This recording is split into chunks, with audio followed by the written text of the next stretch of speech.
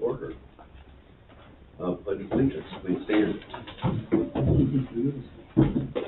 I pledge allegiance to the flag of the United States of America and to the republic for which it stands, one nation, under God, indivisible, with liberty and justice for all.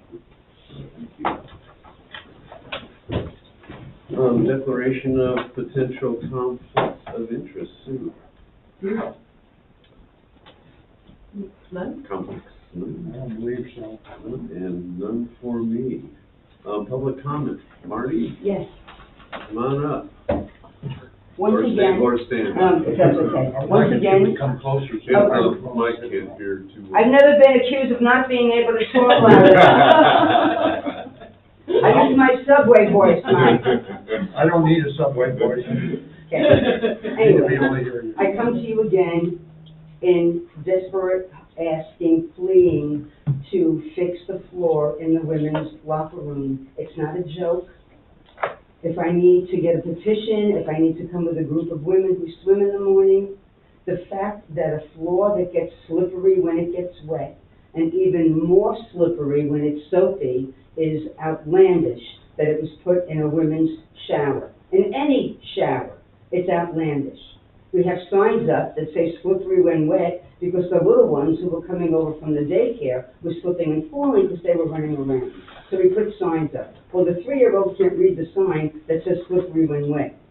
There is a picture of somebody slipping. Perhaps that will get the message across to them. This is an urgent, serious matter. I don't know if Schuyler came to the board before he had that floor put down to see if it would be approved, just like he partnered with I believe it was the Hirsch family, and built the batting facility without the knowledge or consent of the board, let alone his constituents here who pay his salary through our property taxes. This is a serious matter, Kyle. It is serious. Have you been to the women's locker room? I guess you can't answer the question. Generally don't go there.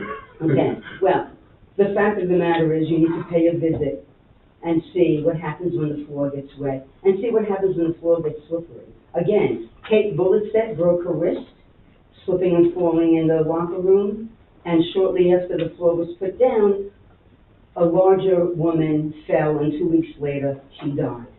And there were many of us in the shower area at the time. If you need witnesses, I can get them. She went, bam, and her head hit the ground. I'm sure her family did not know about that. And 2 weeks later, she was dead. This is a serious, serious matter. The floor is treacherous, let alone when it's slippery and let alone when it's wet. I don't know what needs to be done to get the board to take steps to start fixing this problem. I know we're closed for a few weeks in November. I don't know if that would be too soon, but something needs to be done. That kind of floor looks like it goes down in the garage.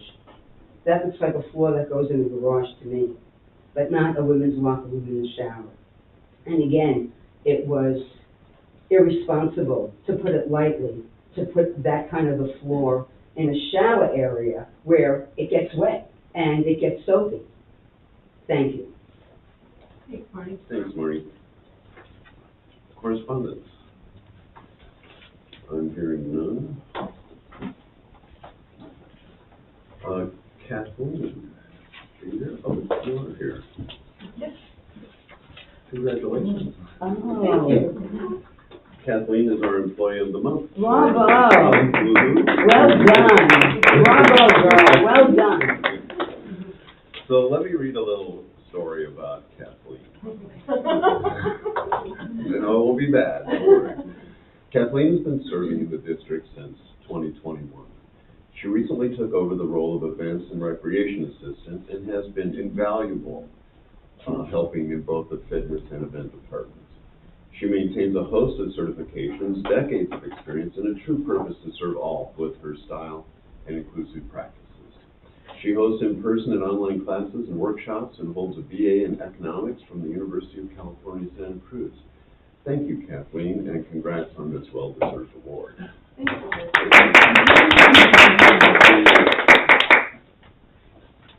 Nice work. Thank you. Thank you. I want to know about the BA in economics. Really? I need some economic advising.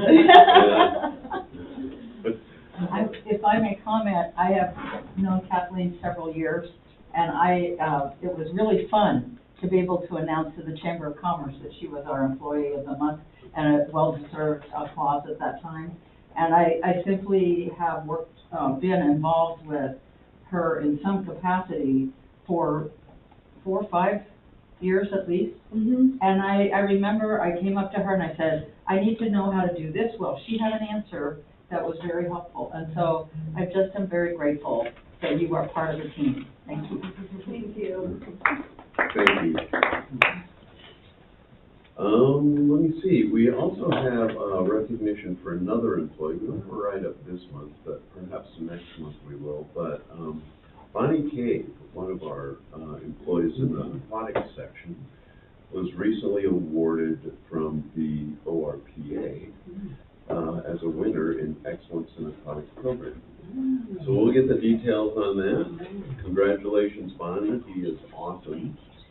And, Can I add something to that? yes, of course. I mean, this is incredibly prestigious, Okay. and this is the second award our team at Sunset Empire Park and Rec has received in the last, 4 years? And, and I actually am a little disappointed that I didn't realize that Lindsay received this as well. This is from the all of Oregon, Mm-hmm. recognizing Bonnie, who's a part-time employee, for incredible, the incredible gift of the determination to excel in his education, and then on top of that, to also look at being a role model for people to actively pursue physical fitness.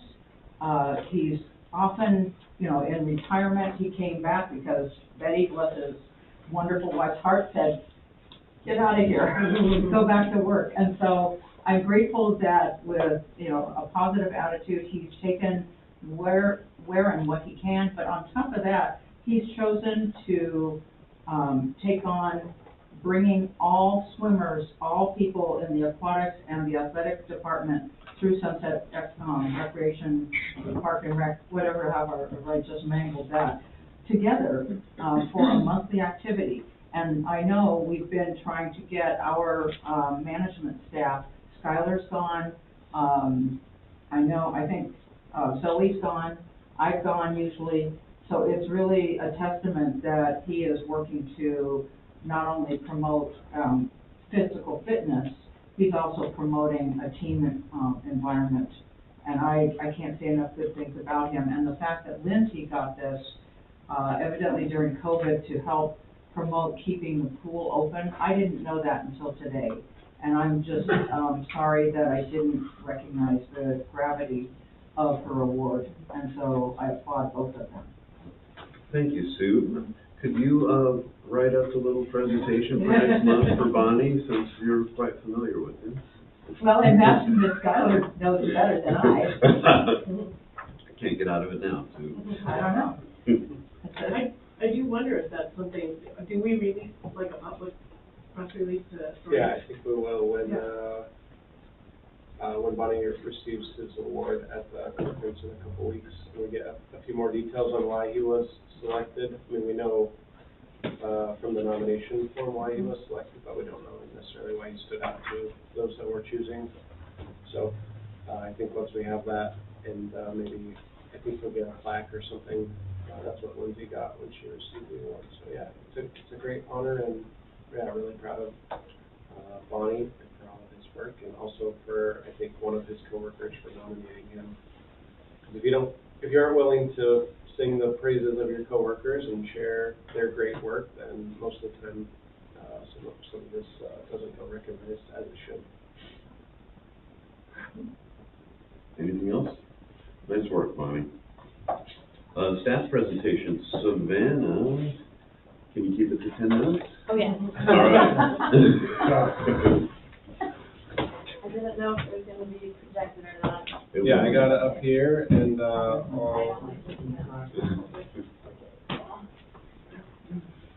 Welcome. Welcome Thank you. aboard, yeah. want, I can just sit up here and you can kind Sure. of cue me when you want to Sure. advance. Thank you. No, not this good. There shouldn't be any, All right, give me just a second. Don't want that little thing that was up there to be up there.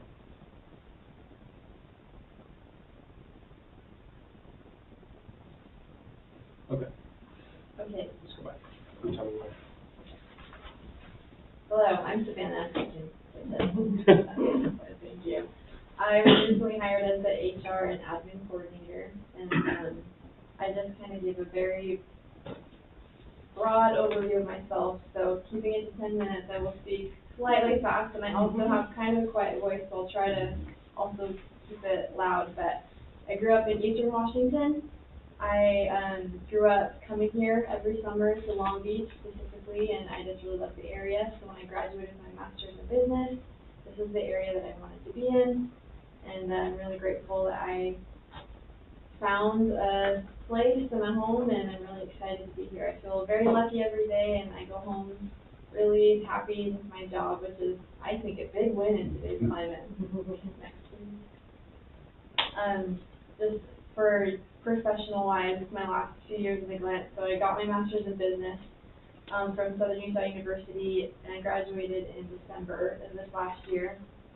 I did my last semester online, so I was able to come to the coast early and start getting my foot in the door with some people. So my first job here at the coast was with the city of Warrenton, which is my most recent. I worked in the public works office, and I did just policy, contracts, all that jazz, just kind of manage their public works office. I also worked for Provo Parks and Recreation. I was their office manager there. I did a lot of HR related things, a lot of onboarding, a lot of training, a lot of policy development. I had a really great opportunity to do some historical asset management, which was new for them and really one of my passions. So that was one of my most favorite school and professional experiences. And then I also worked at BYU Law, just for fun.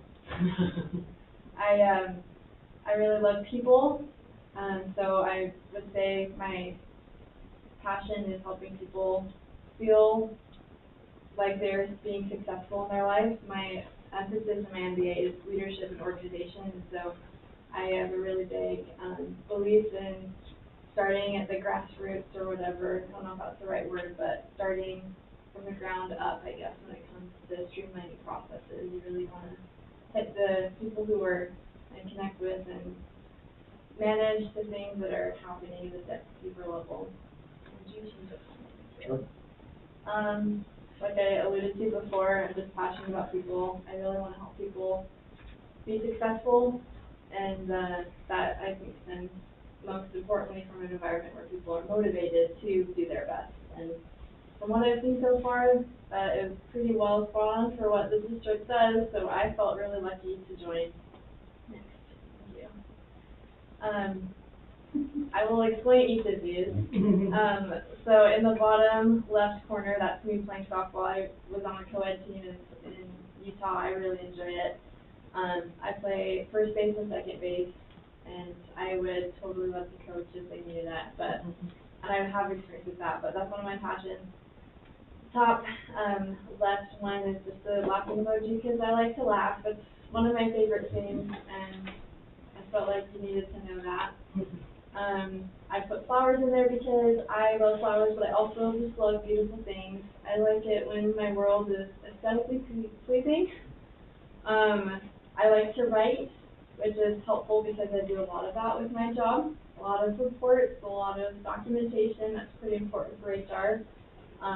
So I'm not a super big fan of the peanuts, but I just thought it was cute, plus it matched with the colors of the flag. Because I like aesthetic things, I put that in there. But I grew up, like I said, going to Long Beach, and so Cape Disappointment is a big part of my life, and I just really love the outdoors. I grew up very much outside, so I love lighthouses and I love the ocean. Next slide. Just briefly, these are the things that I have been able to experience and witness and be really excited about in my time at the district. I've met with almost all of our staff. There are some people who are part-time and I haven't caught them in the right moment, but I have truly enjoyed getting to know everyone. We have wonderful, wonderful people working with us, and they're really nice, which is super helpful for me. It makes my job really easy when people are happy to meet me anyway. I've done some human resource responsibilities and helped step in with support and counsel for some situations, and I've just really been impressed with our management team and their willingness to learn, and I've learned from them already from what management styles and leadership styles that they like to use, and I just think that's super awesome. And then I've also done some hiring and onboarding and doing my best to get more people here because we do need more staff. So those are the kind of things that I've done so far in like the last 6-7 weeks. And then, yes, thank you.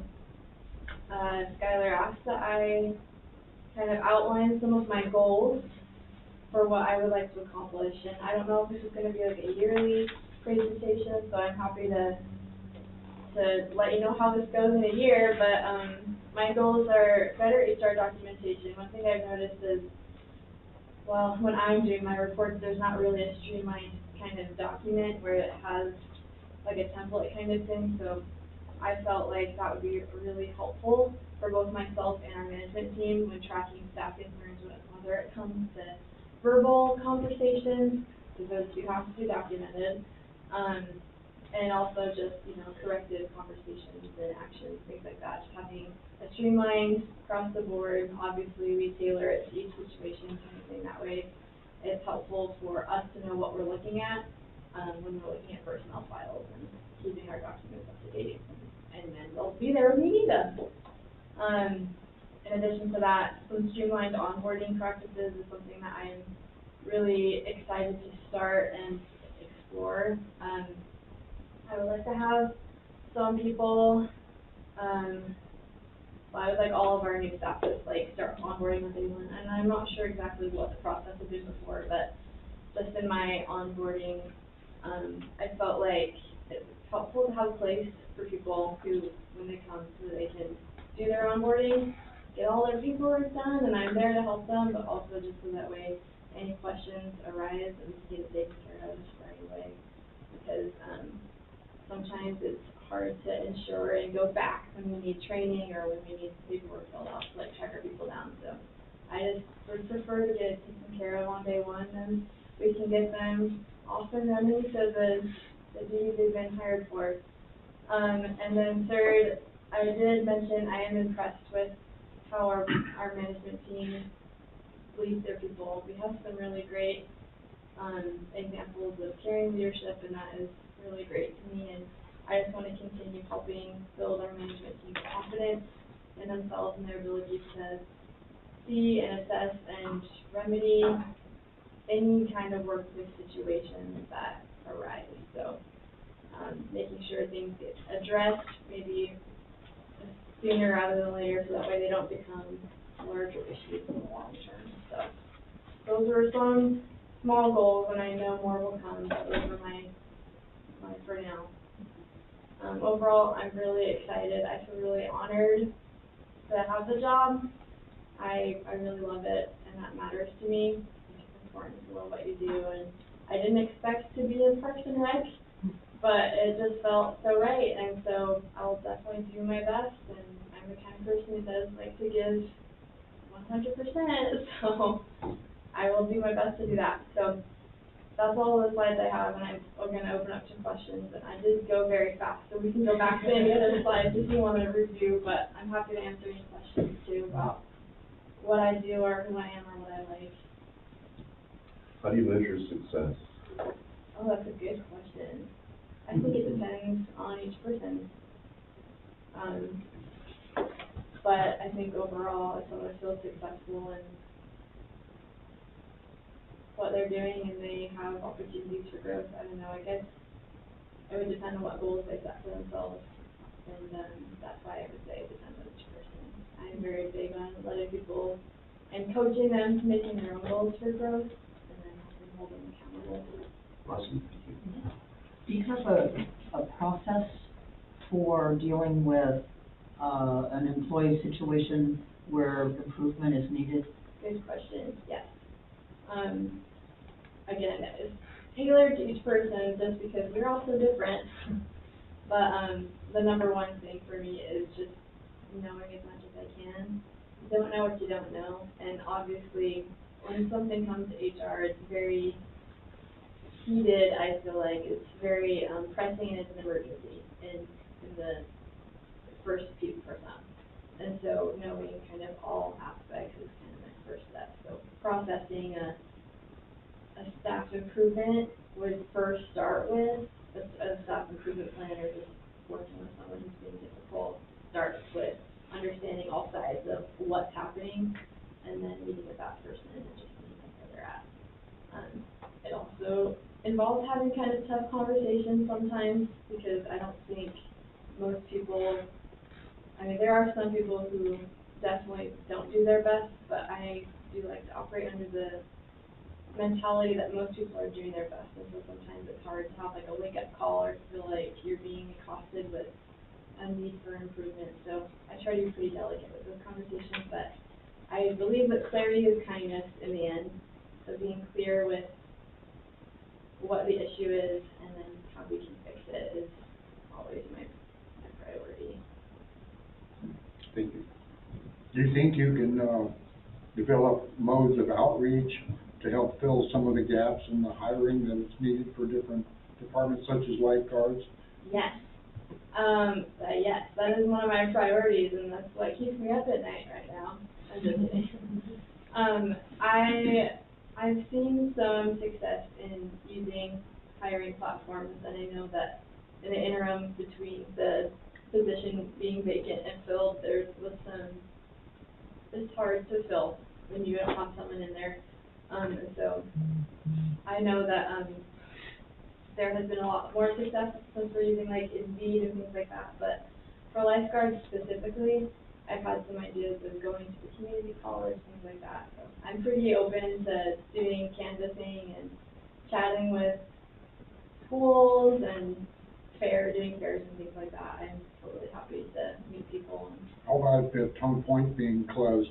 It seems like there's a lot of people that are looking for jobs Yes, leaving there. it's true. Is the Tongue Point closed officially? Sorry. It's going to be closed. Okay. I don't know how soon, but Okay, good I to know know. there's a lot of talent up there. That's true, and that's been on my mind too, actually. I do have some connections there as well, so that's one I'm absolutely willing to follow up on and prioritize. I wish you good luck. Thank You've got a great presence here, and you're delivering yourself very effectively. Well, thank you. I appreciate that. Any more questions for me? Welcome aboard. Thank you. It's so great to meet you all. Thanks, man.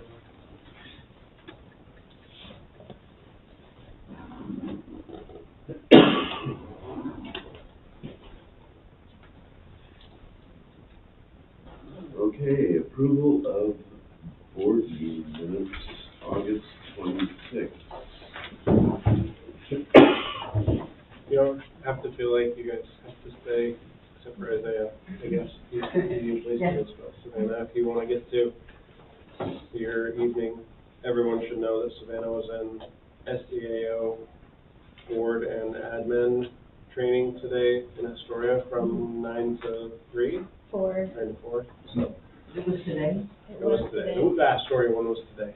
Yeah. It was I don't know when I'm gonna be able to get mine. It's in February. Okay. Yes, I can give you my packet. Yes, we know meeting is here. Conference is here in February, yeah. Yeah, I'm gone. It's my birthday. Oh, so quit having birthday. Well, I'm going up to celebrate with my grandson. Oh, good for you. So, I have a question. On the My minutes? glasses are in the car. May I go get them? Sure, it's fine with me. It's y'all's meeting. I promise not to drive away. Well, hurry up. Sue, if you want to go out this door, Well, I'm right there. I know, that's why I'm I offering. can't go that one? That one is not. Hi, everybody. For entering or exiting. I am going to leave, but that's not because I don't like you. Thanks for Thank coming. you, You're Savannah. welcome. Nice job.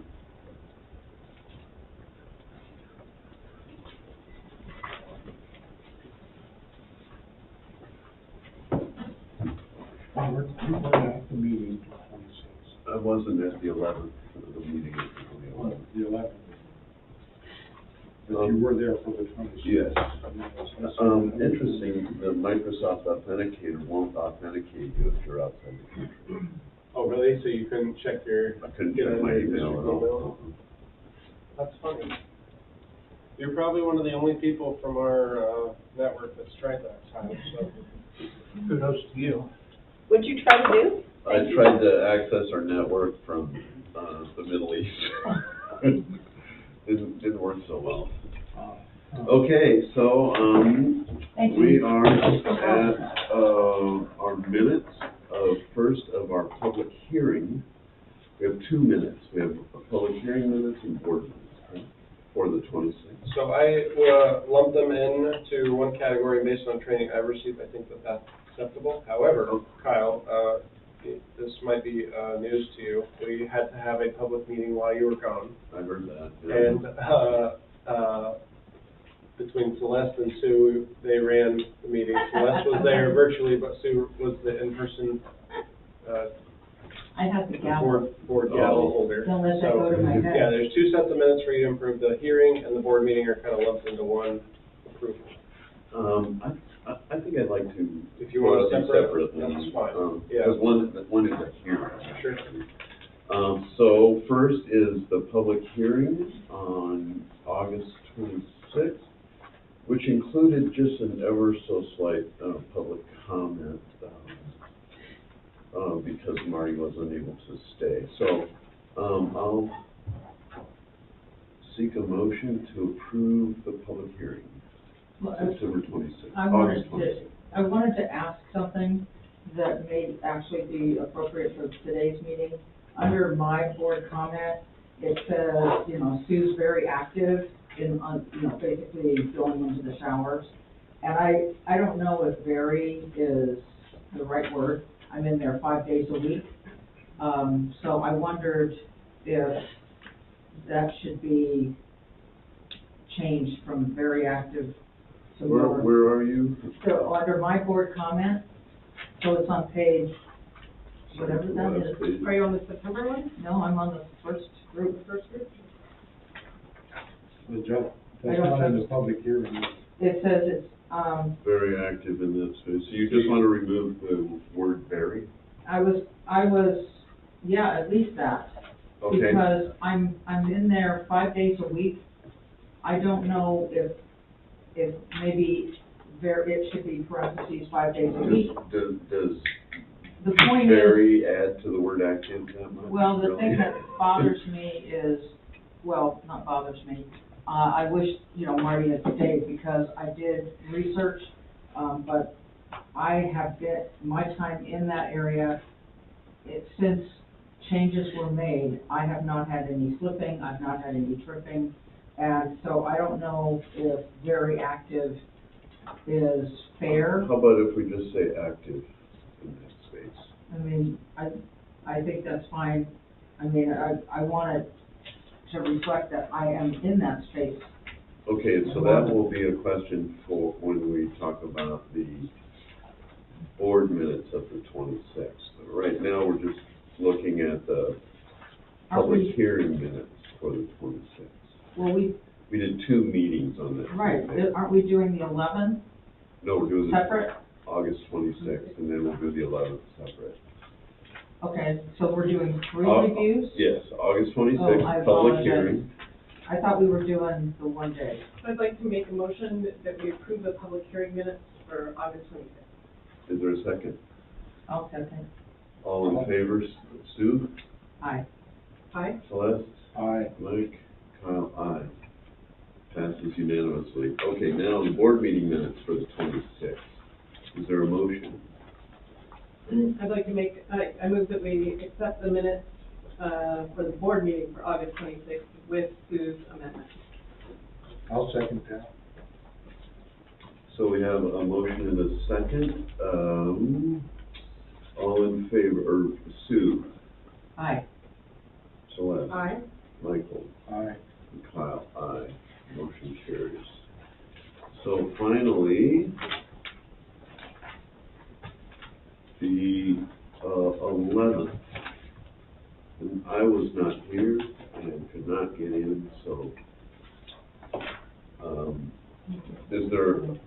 there moves, adds, or changes to I think the meeting was pretty good. I would move to approve the minutes. Okay, motion to approve by I'll second. Mike, and Celeste seconds. So roll call, all in favor, Sue? I'm missing something, but, I guess yes. Celeste? Aye. Mike, and I will abstain. Okay. All right, if you can sign that, that's from the hearing committee, and then Sue, I put you down as the signing authority too in person. Oh, didn't I sign it before? Well, this is the meeting minutes that we just approved Okay. for that, September 11th. Where's my gavel? Here you go, this one. You can arm wrestle with Kyle for that one. We won't have to arm wrestle, you can I don't just know, take maybe it for free. Elmore, do I have to write No. yes? Right, what? No, it's for secretary. No, I don't write the yes on a legal document. What am I circle, that's the. Well, I was gonna do B period, S period. All right. Okay, review financials for August, are there any, questions about the financial statement? I do want to note, one thing, I think this question came up in our August review, or our review at the August meeting. So if you look in the annual budget line, you'll see, I mean, we're only at 4% of revenues received, and I think there was a concern about that. I mean, it's normal for us to be below budget because we haven't gotten the bulk of, or any of our tax money. But the reason why that annual budget line is over 4 million and the revenue line is 169,000 is because we had the budget for the 2 loans that we received. And so that annual budget revenue line is, it looks a lot bigger than it probably it normally would if we hadn't included those loans as part of the budget. But if you take out those calculations, then we're in line, and you can see on the revenues received line, that last column, the percentage-based loans, or percentage-based revenues, we're in line with where we should be or typically are for this point in the year, with the exception of that taxes and other line. So can you just put in a line for loans, operating? We certainly could. Yeah, this is a report that we generate for the financial transparency of the Right, district.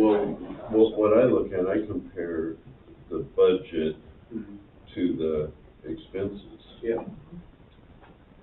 However, you all would like to alter this, I think it can be done.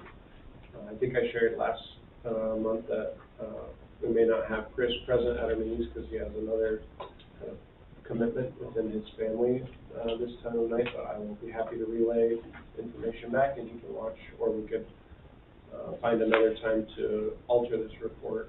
You could designate somebody to kind of say that these things look a little bit differently. That's really up to you. So just to be clear, are you saying that the loan shows up under taxes and other line items? So the TRAN loan shows up under there, and the SRC project loan shows up under the SRC revenue. But it hasn't obviously come through yet, so that's why that line is also. Yeah, I would tend to agree that seems, I don't like to see like a loan, I think that makes sense to do that too. kind of just because it communicates Good idea. more, because I think of the stuff in the other categories to be program revenue, like fee for service use, which Sure. is different than loans. Yeah. I think the other thing that I'm wondering if we should be looking at just to fulfill our fiduciary obligation is, seems like we maybe should be requesting a balance sheet in addition to this, because, you know, seeing the loan as revenue is one thing, but it really also is a liability, and that would show up on a balance sheet. And I think that would ensure that we are seeing the whole picture, I think. True. Okay. We haven't used a balance sheet for a while. Yeah. So at the meeting that I did not attend, for, We didn't review financials. no, we didn't. But you said in the resolution that the aggregate of the loans is $485,000. But I add up the two loans and I can only get to $465,000. Yeah, so there's the fees are the other missing portion of that. You're right, though, if you were looking at the minutes, you probably wouldn't have that much. They were itemized in Board report. the board report, which makes me think like as an expense, like almost maybe as an expense for the loan. I mean, I guess where would it go? Admin? Yeah, that's a great Or question. something, I mean, that's, Yeah, maybe you might want the same offset, like, having an Banking. expense, a loan expense line. yeah, or just finance Well, expenses, finance or administration expense, maybe, You could have a negative number in the loan expense line, right? You could have a yeah. contract count in the loan, or loan. Kyle, did you get a copy of the report? I just got a copy of the minutes You mean from last time? from the 11th. He would have it in his email. With, yeah, but I can't reach my email and I was out of the country. Yeah. I would suggest we just talk to the chief financial officer and have him Yeah. figure out a way to present us and the community with the best information he can. Okay. Okay, that's a fair request. We'll work on that. Anything else under financials? I'm noticing maintenance maintenance costs are high. I mean, I'm wondering if that's just a function of, it being summer and taking advantage of the weather to get stuff done, or Sure. if we feel like there's some outside projects that we ought to be aware of. Yeah, if I can look into that maintenance, materials, supplies, and services, but if I were to theorize, I think that's probably for the portion of the siding project that we were trying to complete while the weather was good. Oh, And so, behind the. yeah, even though we budget this big amount, there's kind of different seasons of the maintenance work, and I think it was our hope to get that work done towards the end of summer, and it is done now, so that's great. Anything else on financials? I'll just add that I talked to Chris and ran, several questions by him, and my questions are answered. Okay, is there a motion to approve? I move that we accept the financials as presented. Is there a second? I'll second. Roll call vote, all in favor, Sue? Aye. Celeste? Aye. Aye. And aye. Motion carries. Old business, strategic plan draft. Skylar. Okay, so I'm pleased to share that we received a draft for the strategic plan. I think it was a little later than we were hoping for, but it was within the last couple of weeks, and I shared that electronically with the board and then provided printed copies. I think everybody received them or got them tonight, except for Catherine, but she had the digital access. I've gotten a little bit of feedback from Celeste and from one staff and from our community member that offered some support, and those were great questions and feedback. I haven't necessarily engaged the consultants with that feedback because I felt like it would be prudent to wait for this conversation, but if the board hasn't had time to review, that's understandable, but if they want, we can have a discussion now about other improvements they see fit to the document, if it meets some or most of the objectives that they were hoping to meet. Certainly not a finished project right now. I think it's missing at least one key element that we need, and we have asked for, but it didn't make it for whatever reason. But yeah, just want to, I guess, it's been something that we've been working on for, I think, almost 3 years now. And it feels like we're getting closer, but we're not quite there yet. Similar to a lot of our other projects and objectives. So, who on the board has had a chance to really go through this in some depth? One person.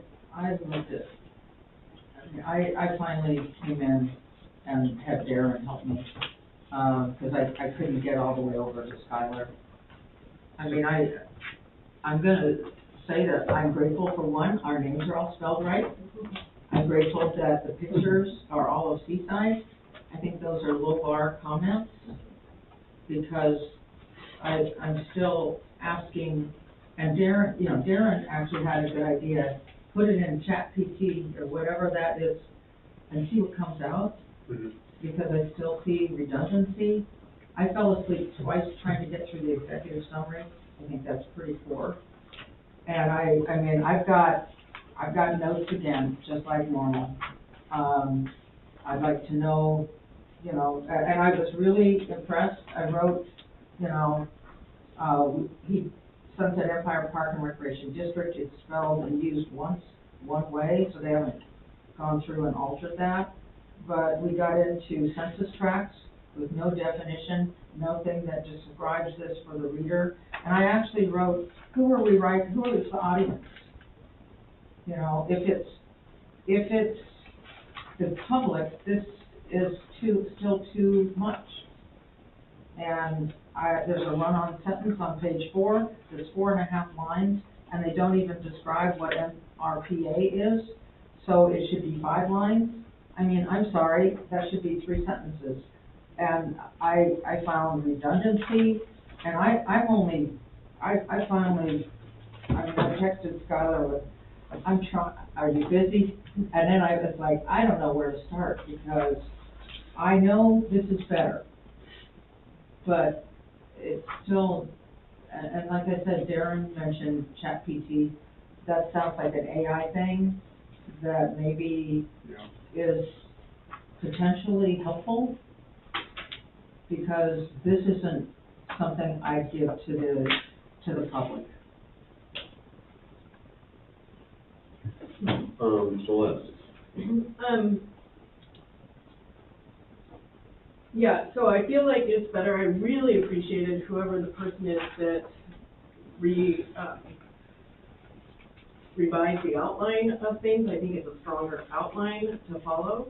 I agree with Sue, though. I think even more, some more of the content can be moved into appendices, but that's sort of a formatting thing. The place that I think we're still low, is the piece that I think is the most important part of the strategic plan, is the plan. Like, the plan is light, and it's entirely facilities focused. It actually does not make no comments around priorities regarding programming, despite almost all of our community feedback being centered on programming, despite a gap analysis that actually doesn't define any gaps, but lists all of our program areas. There's a whole gap analysis that lists all of the program areas, but fails to actually provide any assessment that takes into account the community feedback that we received. We had community feedback, and it's clear, and it's in these colorful charts in the back, but it's almost as if we just left it in the appendix and didn't incorporate it into any of the gap analysis or into any of the recommendations for moving forward. So I think there's a lot more to do in the recommendations, because what I'm hoping is that we actually have a blueprint that we can take to funders and to the community in order to make a case for where we focus our resources for this district. And I think we're short of that still. But I do think the restructuring helps the thing make a little bit more sense. Yeah. Thank you. I think it appears, I've only gotten through, 43 pages of this myself. I thought there were a few things so far with verbiage and modifying some of the, entries there that I thought, well, as staff needs to review this thoroughly, because it's really a tool for staff as well as a guide for the board. And I was wondering, doesn't sound like staff has had time to really review as a group, but I could see where there would be some dialogue. I was wondering if some of these modifications could be built out by staff, rather than sending it back to all of our consultants I'm wondering if staff can analyze the things that were being commented on and modify that. I noticed that, you know, in the, you know, Celeste mentioning the programming items, which, is something, you know, that's listed in chapter 3, strategy. I haven't gotten that far yet, but if there's no prioritization or recommendation for developing a program, to match up with our goals, I think that would be a problem, so. I am reserving too much comment. I mean, I've made some notes on, you know, basically, you know, some of the dialogue, you know, some of the entries in the, executive summary and beyond that. That's probably all I should say right now, until we're ready to sign up on it, you know. I would like, you know, they keep wanting to put in these statute 266, and I think there's something else about that, on another page. And it's like, if that's gonna be in here, I'd like in the appendix, a history of how, you know, in 1969, Oregon State Statute 266, this is what happened. Because this thing here, why are we reading about Oregon Statute 266? I mean, this isn't even the page about history. This is just the intro. And I just think that you lose the reader. And I know the little bit of staff I've talked to, that it's the same comments. I've only talked to 3 in management, and it's consistent. It's wordy. It doesn't really explain what we need. So, you know, that's a thumbnail sketch. I just think that I have said before, Skylar, I thought you could write it better. Mm-hmm. Instead of us spending money with somebody. And this idea of ChatGPT, why not use, this is, how many times, 3 times we've seen this? Why not utilize a source like that? If it, and I guess you direct it, you know, put this in and direct it to write something toward an 8th grade reading level. If we are looking for, you know, reader comprehension and appreciation, you know, that, hey, you've got a master plan, I really appreciate reading that, instead of, I don't understand what this is. And so when people don't understand it, then it's like, what are you hiding? And we're not hiding anything. This just isn't good enough right now, in my opinion, to be something that I give to, you know, somebody walking down the street and say, what do you think? I mean, the good news is there's so much rich stuff in here. There is so much rich stuff. We have our community feedback. We just have a lot of really rich stuff in here. The problem is that I feel like we're just missing the analysis. The piece that says, I mean, you know, we have stuff, we ask the community what they want to expand in indoor recreation, and we have here.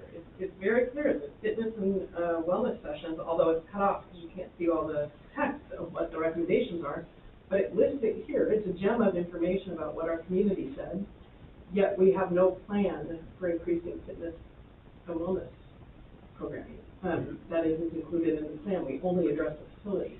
I know the facilities are part of that, of our ability to do that, but it's not the whole thing. And so I think that's the piece. Yeah, and so part of it is, and then I also see that what is missing here, this capital plan and schedule, I think is still missing, but for us to come up with a capital plan, if we don't have, you gotta know what your scope of work is before you decide what you're gonna fund in your scope of work, right? Hardware and software. You know, you buy your hardware after you know what software you're going to use. We buy our buildings after we know what programs we're going to have inside of them. Yeah. So I think. Flat, fall flat. Yeah, I think. Well, it's prolix and it's turgid and it's kind of hard to follow, but I appreciate the fact that they're back on board and they have obviously hired somebody who is working toward this solution. So I would say, say, give us a month, at least give me a month, to get down into this. Okay. And at our next meeting, we will either have a solution or we're gonna have a work session. We're gonna get through this. Because it's just been going on too long, it's Too long, too big right. of a document, I think just let it go. Another piece that I think is wrapped up in this is I've been really excited to be working with Darren some on talking about grants and what we need to go after for some resource development, because we're spending a ton of money on our new facility that we had not planned on spending this much money to get into it. And I feel that some of the stuff that we're spending money on could be grant funded. And I really think we need to be able to point to our overall strategy to a funder to be able to make a case to get the funding. And I think, you know, one of the examples that when I talked to Darren about it was, I think we can write some generic descriptions. Like, one of our key objectives is occupancy, to get into that building to get into the SRC in order to expand our recreational offerings and our youth programming, which are both priorities that we've listed before. And that could be one of our big goals, is to do that, and we could do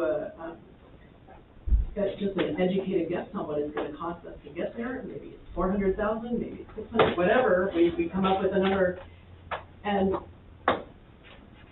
but we have to have a plan to know what we're working towards on those things. And in order to go after grant funding, like, I think we need to move beyond paying for this item or that item and move more to a place where we're asking for funding to complete a bigger piece of work for us as an organization. And so I agree with you, Kyle. I think we really need a little more time to review on this, and I'll do my due diligence to make some recommendations about what specifically I think we should be lifting up as priorities, but I don't think they're going to come to us with priorities. Are they going to triage are they going to even triage the programs from, prioritize the programs from which are more important? I don't think we're going to get that from them. I would not expect that. So, I mean, Well, that's what a strategic plan here's how my brain works. You know, you gather the data. Right. You conduct the analysis. You come up with a list of options. Mm-hmm. And then the consultant's magic is to select from that list of options and make recommendations. I mean, And present it back to us, and right, yeah, on the well, board. That's present it back. right, It right. should be like a four-part Yeah. dance move. And I think they feel like they've done that in this page. In 10 different ways. Well, kind of, except I think it falls here. I think they think they've done it on page 69, one chart. Because one chart is the only chart with any meat regarding recommendations, from my perspective. But each of these is, there's not really justification. They don't draw the line to where how they prioritize these key issues. So in other words, you'll see up at the top on this one, it says increased access to aquatics programs. And they have a comment here that our facility is aging. They've listed it as a key issue and priority. So that's a lot of information in there. That means that we are, according to this, we would be coming out of this whole report that we're deciding that our key things that we're going to focus on is access to aquatic programs and to replace aquatic assets. Well, they had projected that, within 4 years, we need to have a plan to do What I'm that. saying is that this is sort of fair, like, is that what we're thinking as a leadership team? This is the most important thing for us to focus on? Because we also have this SRC that we have to build out and expand our indoor recreation, which was one of our priorities going in. And so my point is this is the only page that I'm seeing with actual recommendations on it. Okay. And priorities, because they color-coded it. But it's one page out of, Sue's point, out of 100 pages. Yeah. 116. And to me, this should be expanded with explanations and justifications, and it's because And first steps. and first steps and all that stuff. Each of these, especially the highest Yeah. priority ones, Yeah. ought to have more of an implementation plan or Exactly. recommendations around it. Where did you find that on that page about It's red, see, it's color-coded red, which makes it the highest priority according to the key. But where does it say replace the pool? Down here. Oh. But I'm not even Yeah, feeling like this is that, I'm not sure this has done its due diligence to come up with this chart. I mean, maybe, I don't know, but I think, but this is, and there is some programming stuff listed kind of on here, but it's not clear. Yeah. Well, certainly, I think, you know, occupancy is to be the top of the list, and as far as priorities, it's not really an option, you know, it's a necessity. Yeah. Replacing the pool in 4 or 5 years, having a good plan for that is going to be a necessity and should be among the priorities. Developing the programming needs to go hand in hand with Correct. development, facility development with occupancy, being, you know, basic occupancy being established. Well, I think we gotta land this plane. Yeah. I agree, I Somehow or think to another. do that. So, can we make this a major component of next month's meeting? Sure. Make it the focus of next month's meeting, and then if we can't land the plane after that, we're gonna have to have a work session. Well, and the thing I looked at is getting this on Friday and on Saturday and Sunday, you know, I couldn't even get through the executive summary. I mean, and I'm busy and sure, you know, but falling asleep twice reading the executive summary, I was alarmed. And so I thought, you know, I needed this 2 weeks ago and I know electronically, but my phone isn't gonna let me read that. And what I'm a little worried about, because I appreciate it, I think you're so great at tracking the details and looking for readability, but what I'm afraid is that we may have bigger redrafting that needs to get done, and whether or not it's redundant, like whether or not you should hold on that part of it. Well, see, the thing I look at is, if what I'm finding in just the first 20 pages is that much, then I'm concerned that the whole thing needs to be redone. Well, my Again. concern is that we're gonna get this done, the board's gonna stamp it and hand it to Skylar and say, here's your marching orders, charge the hill, and you know, it's gonna be a dust-bound, Yeah. book in the library. I mean, even if we separated it out into 2 documents, you know, the strategic plan analysis and then the implementation and the plan, at least the implementation part would come off the shelf every once in a while.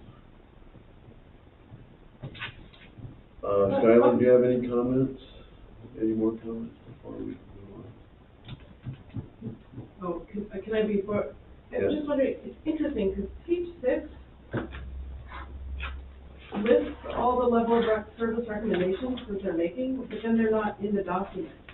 It really does feel like this is like a template from somebody else, and, Fill in the blanks? well, they didn't fill in the blanks. They just took the template, like, Remember we thought, I mean, did we get like on page 6, Yeah. under ensuring financial sustainability, conduct a comprehensive review of revenue and expenditure patterns to identify opportunities for cost savings and revenue generation? I don't think that's it. Pursue grants or other funding opportunities, support the development of new programs, facilities, and initiatives. Where is that? I looked at that going, where, does this fit us? That's what I wrote.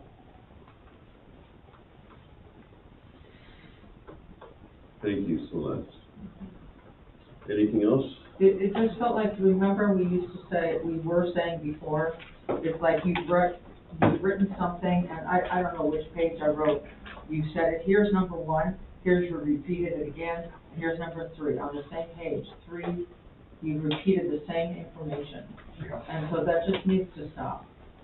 And it's like they thought, I put this part in, you put that part in, and here, we just give it to you. Yeah. Please change that.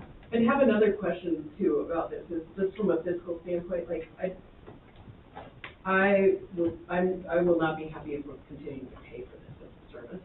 We haven't paid anything for quite some period of It was time. a flat fee. I think.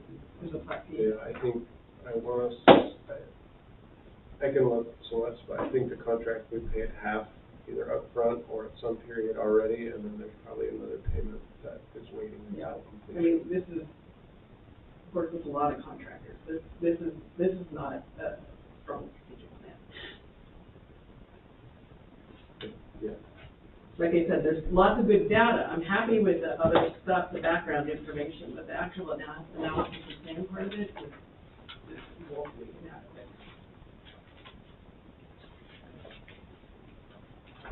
Okay. Yeah.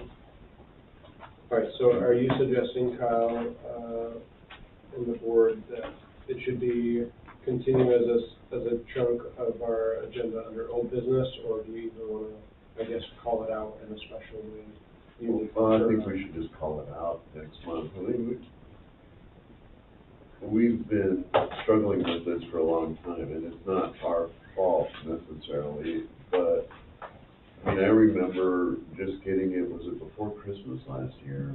Or maybe just after Christmas? Yeah, around then. And it was a real struggle to tie it out of them back then, and, you know, so it's been a year since we probably, I'm guessing, since we had this document. Yeah, Yeah. Yeah, we gotta, we need to. Yeah, I mean, we need to. There was several months of feedback process that occurred, and it doesn't seem like all of that feedback was incorporated. Maybe there were some improvements that were made, and then we kind of issued a little bit, I think, of a desire to have the document back to us by the end of August. And they didn't quite meet that deadline, but I think it has gone on for a long time. Would it be beneficial to the document or the relationship to have Brandon at either our next meeting, or if we have to go to a work session? Yeah, so in our regular meetings, I mean, this is frequently discussed. Obviously, I didn't know what the document was going to look like getting back to us in the time that we haven't met since then. I think what I will do is edit or cut this clip of our meeting and send it to our consultants so that they can hear some of the direct feedback from the board. I think what you're asking for is fair. Yeah, I don't think it's in the best interest of the district to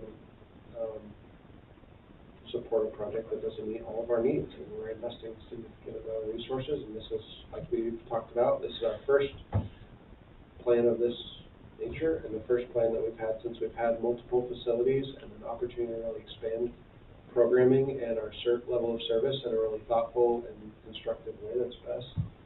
So I think we really want to hit the nail on the head, and I feel like we're kind of swinging the hammer around sort of blindly or without objective right now. Maybe we're a little closer to the nail than we were a year ago. Well, I don't think it's us that's missing it. No, I'm just talking about a finished project. one question that I would have, and if you're going to forward this, is we have a page 53 lists our assets, and then again on page 65 it lists our asset strategy matrix, which the asset strategy matrix is a new piece of information that got introduced, and I'm wondering where it came from. 53, and what was the other page? 65. 65. And, yeah, 65 through 67, I think. Or 68. Uh-huh. So we seem to list in 65 through 68 some of our assets, Uh-huh. but we have another page on 53 that lists other assets. It's just, Does anybody know, looking at 53, or maybe Celeste, you can reference this, was 53 included in the original? I think 53 was included in the original, which I Okay. thought was off base, because it's like, well, this isn't all of our facilities. Because I think 63 is where they put we need alignment between this document and our SDC calculation. Exactly. And we've asked for that for a few times, but we were waiting for this draft because we need But it just got stuck in, maybe I think. without any integration. context, right, exactly, so. Well, something that bothered me on page 12, it said, Sunset Empire Park and Recreation District manages and maintains a diverse range of facilities, including parks, plural, sports fields, plural, community centers, plural, and an aquatic center. And that's not correct. I mean, and then you look at page 53, that's more succinct. I haven't looked at 66. Well, there's gonna be two parts to this. One is gonna be like the satellite view, where we organize this in the direction we want it to go. And I think the next step after that is to get down and make sure our grammar and usage and language is appropriate for the document. Does that make sense, Sue? I appreciate what you're saying, but that comes to the next conversation. See, when you get past the minutia of, you spelled this wrong, or you forgot this or that, it's, the meat of this doesn't define what I need it to say for the goal of Sunset Empire Park and Rec. Thank you. Yes, that would be very frustrating. But I think if we don't get them on track philosophically, then the spelling isn't gonna matter. They gotta get on the path to where this is gonna be useful for them.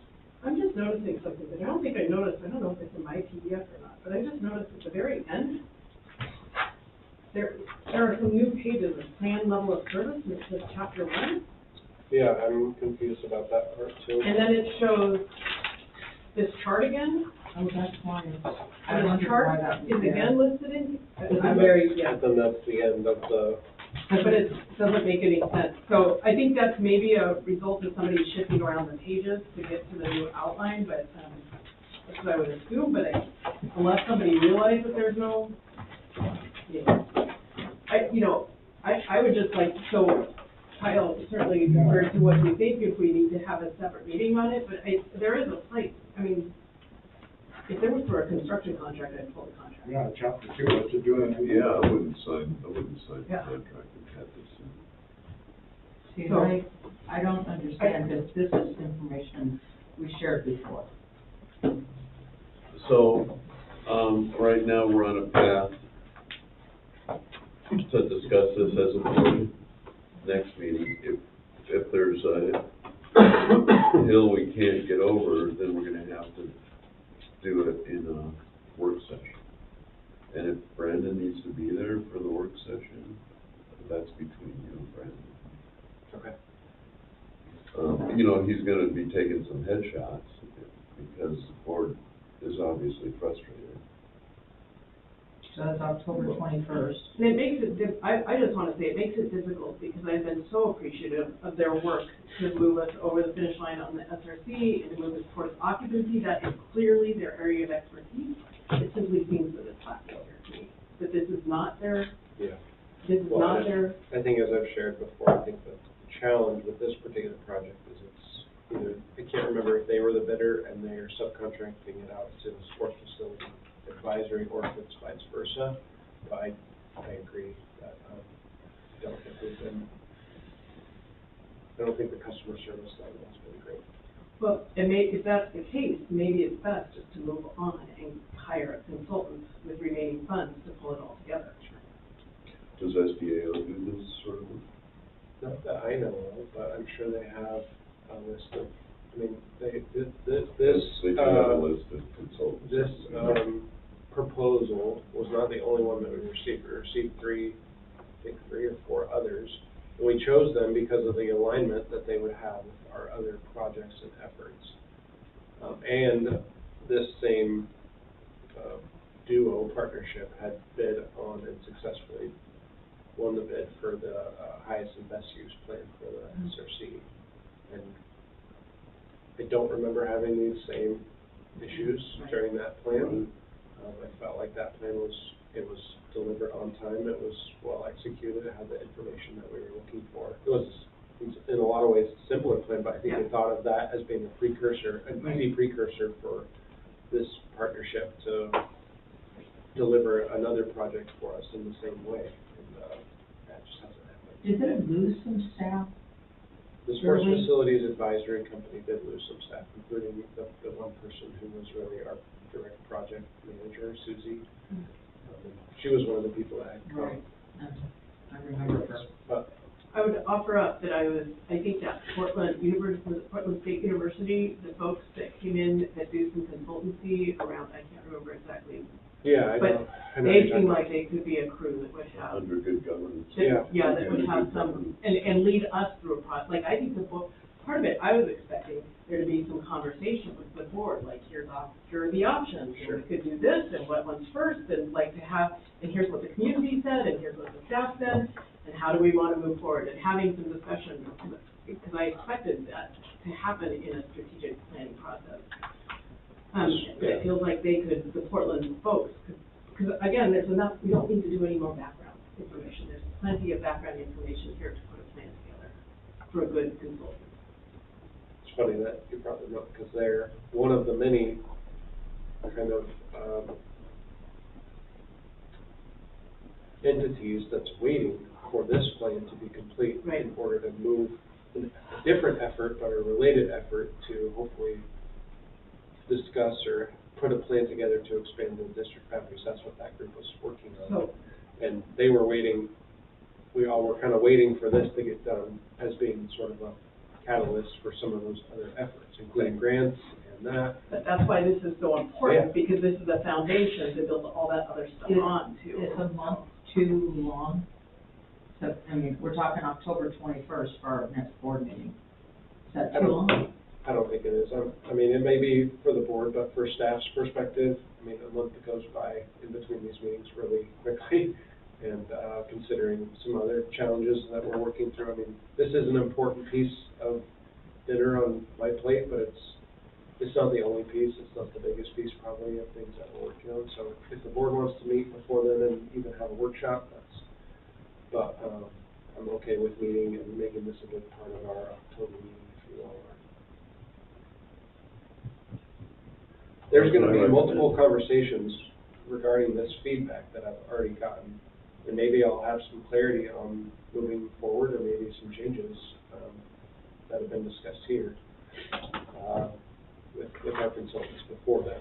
So I want to be prepared for that meeting, and I'll keep you. Okay, at our next board meeting, we're gonna be prepared to make a decision on whether we proceed to a work session with this and really focus a couple hours or so. Works for me. Okay, thanks, Alan. Yeah, thank you all. SRC occupancy process? Yeah, so some really good news, good work. I'll share. It's just a simple picture, but as you all know, we've been working with a contractor to install the new gym doors in the SRC Gym 1. And that project is, the doors are done. There's a little bit of cleanup work still to move forward, but really pleased with the look of the doors. Working with the contractor, it's been easy and professional and pretty quick. If you remember, these were two double doors, and now they're single doors, but a little bit wider to accommodate standards for egress. And they have this nice, I don't know what the term is, but a nice pane of glass for some nice light. Side panel, yeah. So happy about that. Since we met and chatted about this last month, we're still waiting on a response from the city. We know that the third-party group that reviewed our change of plan proposal signed off and approved on that plan with the city. And we know that we paid the inspection fee, but we're waiting on the city to kind of respond. It's been discussed again, I think I've shared this with broken records a little bit about this, but it's been discussed that the city may require us to have a mechanical improvement plan submitted in order to get a temporary certificate, or maybe they'll issue the temporary certificate and then we'll have that 2-year period of time to get the work done, which would include mechanical improvements. So I think when we met as a consultant team with our owner's rep, what we've decided is that we really need clarity, and we need it to be really clear and transparent from the city about what the requirements are, and we just haven't received that yet. Anecdotally, there's been some conversations, but I think we need documentation that this is what's being required as for our next steps. I feel like we're in a good place with this work. It hasn't been reviewed yet, but they're going to have the inspection on the doors soon. Like I said, this is nearly completed. The paint was completed today, the exterior paint, so it was looking nice. And this was one of the last remaining items, Correct. right? It's my understanding that either this is the last remaining item, or the last remaining item after this will be that mechanical improvement plan. Right. And I'm kind of, again, I want to make sure that the city understands, and I don't want to misspeak here, because I know our words are very important, but I don't want to commit the district to spending, upwards of $80,000 on a mechanical improvement plan if most of the building, if we don't necessarily need to do all of the work that is in that plan in order to get a certificate of occupancy. That plan is going to lay out, this is what you need to do in order to update the mechanical system, but that work may far exceed what's actually required to get a certificate. Does that make sense? Why would we do a plan that is bigger than what Exactly, we need? because the building needs it, is the theory. But I think there's a differentiation. What's that? Whose theory is that the building needs it? Is that, are we saying? Oh, just because the current system is out of date and doesn't adequately, I guess, adequately heat or cool the building in the best way, in the most efficient way possible. So if I'm understanding, there's a certificate of occupancy level that we need to hit with mechanical, but sort of a best condition level that we Yeah. would aim to do as part of the revision of the Yes. building overall. We have some folks that have been in the building that are experts in this, interface engineering, that thinks that the building really only needs like one or two things to get to the certificate of occupancy standard of mechanical improvement. Whereas there might be other perspectives that say, oh, actually you gotta do this, and this. And I really, given my position, and you all have seen all of this too, we've invested a significant amount of resources into planning documents, and those are great, but our resources are really scarce right now, and I don't want to commit the district to spending Yeah. $80,000 on a plan that we don't necessarily need, especially to get that temporary certificate. If we can get the temporary certificate, and then we have 2 years to flush out the next steps with the city to get the permanent certificate, then that's what I'd like to do. Yeah. So we need clarity from the city, I think, after this project is completed, and given that the third-party reviewer has accepted the change. And is there anything we as board members can do to support that? Because I know you're, it's managing lots of relationships with citizens, so is there anything we can do to support on that? I appreciate that. Can't think of anything right now. I would say that it does seem like we have, we're striving really hard as a staff, and I think the city is also to improve communication and relationships with the building official and building department. That's a work in progress, but we are working really hard at it, and I think, again, we just need clarity and transparency on those requirements. The way that the city communicated with us in January with the what was a hard message for all of us to receive, I think we're looking for something like that, but not necessarily in that tone, but that clarity, that level of documentation and clarity about what we've done and what needs to be done still. I think that's it for occupancy, unless there are other questions. No questions, so SEC update. I guess I'm seeking a little more definition of time, because I shared, that, I've had a couple of interactions, with, city staff, current and past, that haven't always been, positive Sure. about pushing for this occupancy. And what I volunteered was look for changes in October. Well, October's upon us. Is there reference that this could happen?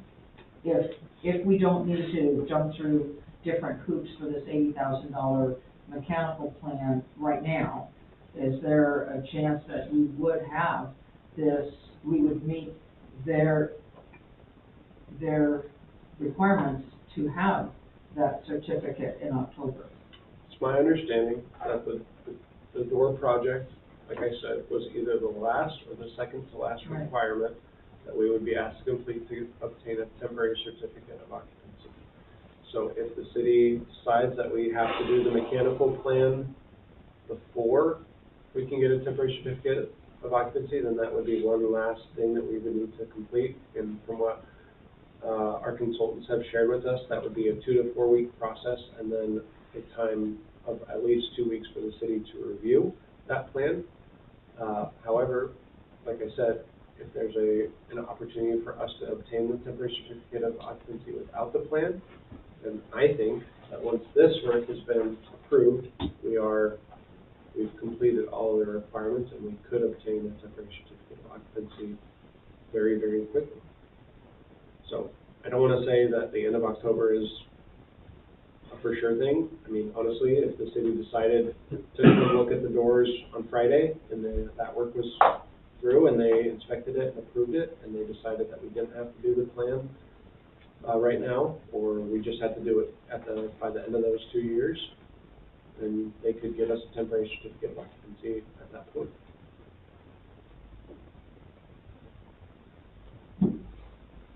I wish I knew. I really do, because, I mean, like all of you and like others, we've worked on this for a long time and we've waited, but, yeah, I just don't have confidence in saying it's gonna happen by this day or by this day. Thanks for all your work. Yeah. Okay, SDC calculations.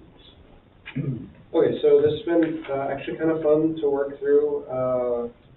The board approved the district to start to at some point adopt a systems development charge, as you know, in August at our public hearing, and kind of delayed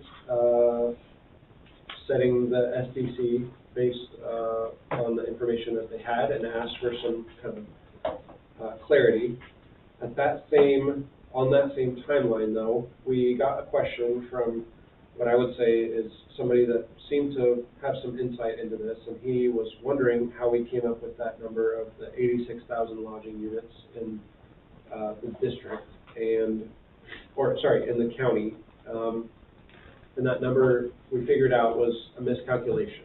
It wasn't necessarily our miscalculation, but it was a calculation that we received from an entity that knew the number, but just misquoted it to us. Anyways, so that causes the SDC to need to be revised potentially. Now, what it does is it takes a lot of the total number of lodging units out of circulation. So what we thought was a bigger number is now actually a smaller number. And because of that, the SDC calculation goes up. So our consultants shared with us that the board would have the option of sticking with the calculation that they originally had proposed, or this higher SDC calculation. So that's kind of one decision that the board would need to consider. The other data that we wanted to provide was to phase in the SDC based on some percentages. So essentially, like, the board could choose to adopt like a 3-year implementation window and phase in SDCs up to the maximum that the consultants provided, that maximum number, or to adopt a percentage base rather than picking and choosing which SDC to adopt, or to do like 75% of this one and 30% of the other one, just adopt a straight line percentage of the ceiling for what they provided. And we can change that in any time. You could, by statute, yeah, you'd have to have a public hearing. And I think the board knows this, but I want to make sure that it's not district staff that are collecting these, it's our partners. And so that would require changing the intergovernmental agreements with those entities. And I think it's safe to assume that that adds a layer of complexity to those agreements if we're changing those dynamics frequently or often. I think if we present the 3-year phased-in model, for instance, that's pretty easy for them to figure out. The other thing that Celeste had reminded us of is that we wanted to get some data on what would it look like to calculate an SDC based on square footage of homes, so that way we were not necessarily charging per dwelling type, but on the square footage. So we worked with the county. We actually had to submit a public records request and get data back. But the average dwelling unit size within the district boundaries is a little less than 1,700 square feet. And so it was just yesterday that our friends from the Bowman Group got us some data on how that number would be, how we'd be able to use that number if we wanted to pursue that as a I'll say like a style of SDC collection rather than what they provided, which was based on dwelling unit size or dwelling unit type. Sorry. Would that cover remodels and additions to homes, home additions? I think so, Mike. I mean, I don't know. I don't think. Well, sorry, Yeah, remodels? They do. Remodels? So it's, Yes, it's anything that, You know, a additions. home addition, adding square footage. Yes, SDCs cover those. Home remodeling of home. We've already got your permit, so it doesn't matter. No, but there are other SDCs here locally. Yeah. so what you're saying is when you went for the permit, you didn't pay? Well, you don't know what, probably. I can go back and double check, but I Yeah, think I'm in not our sure. most recent one, we did a full gut remodel of the house in Deerhurst. No, we got charged to the SDC. Do they have any? Because I know the city of Seaside does, but I don't know if Deerhurst does. What I will about- check, yeah, I can look into They it. don't have any. That's why they're so, Oh. we're Yeah. walking them through this process. They're very unfamiliar with. I think if you broke ground and made an addition, that it might qualify as an addition. Yeah, you know, or if I do an ADU. So I do the same number per square foot would apply to commercial property? Or Not commercial, but applying to, residential? like the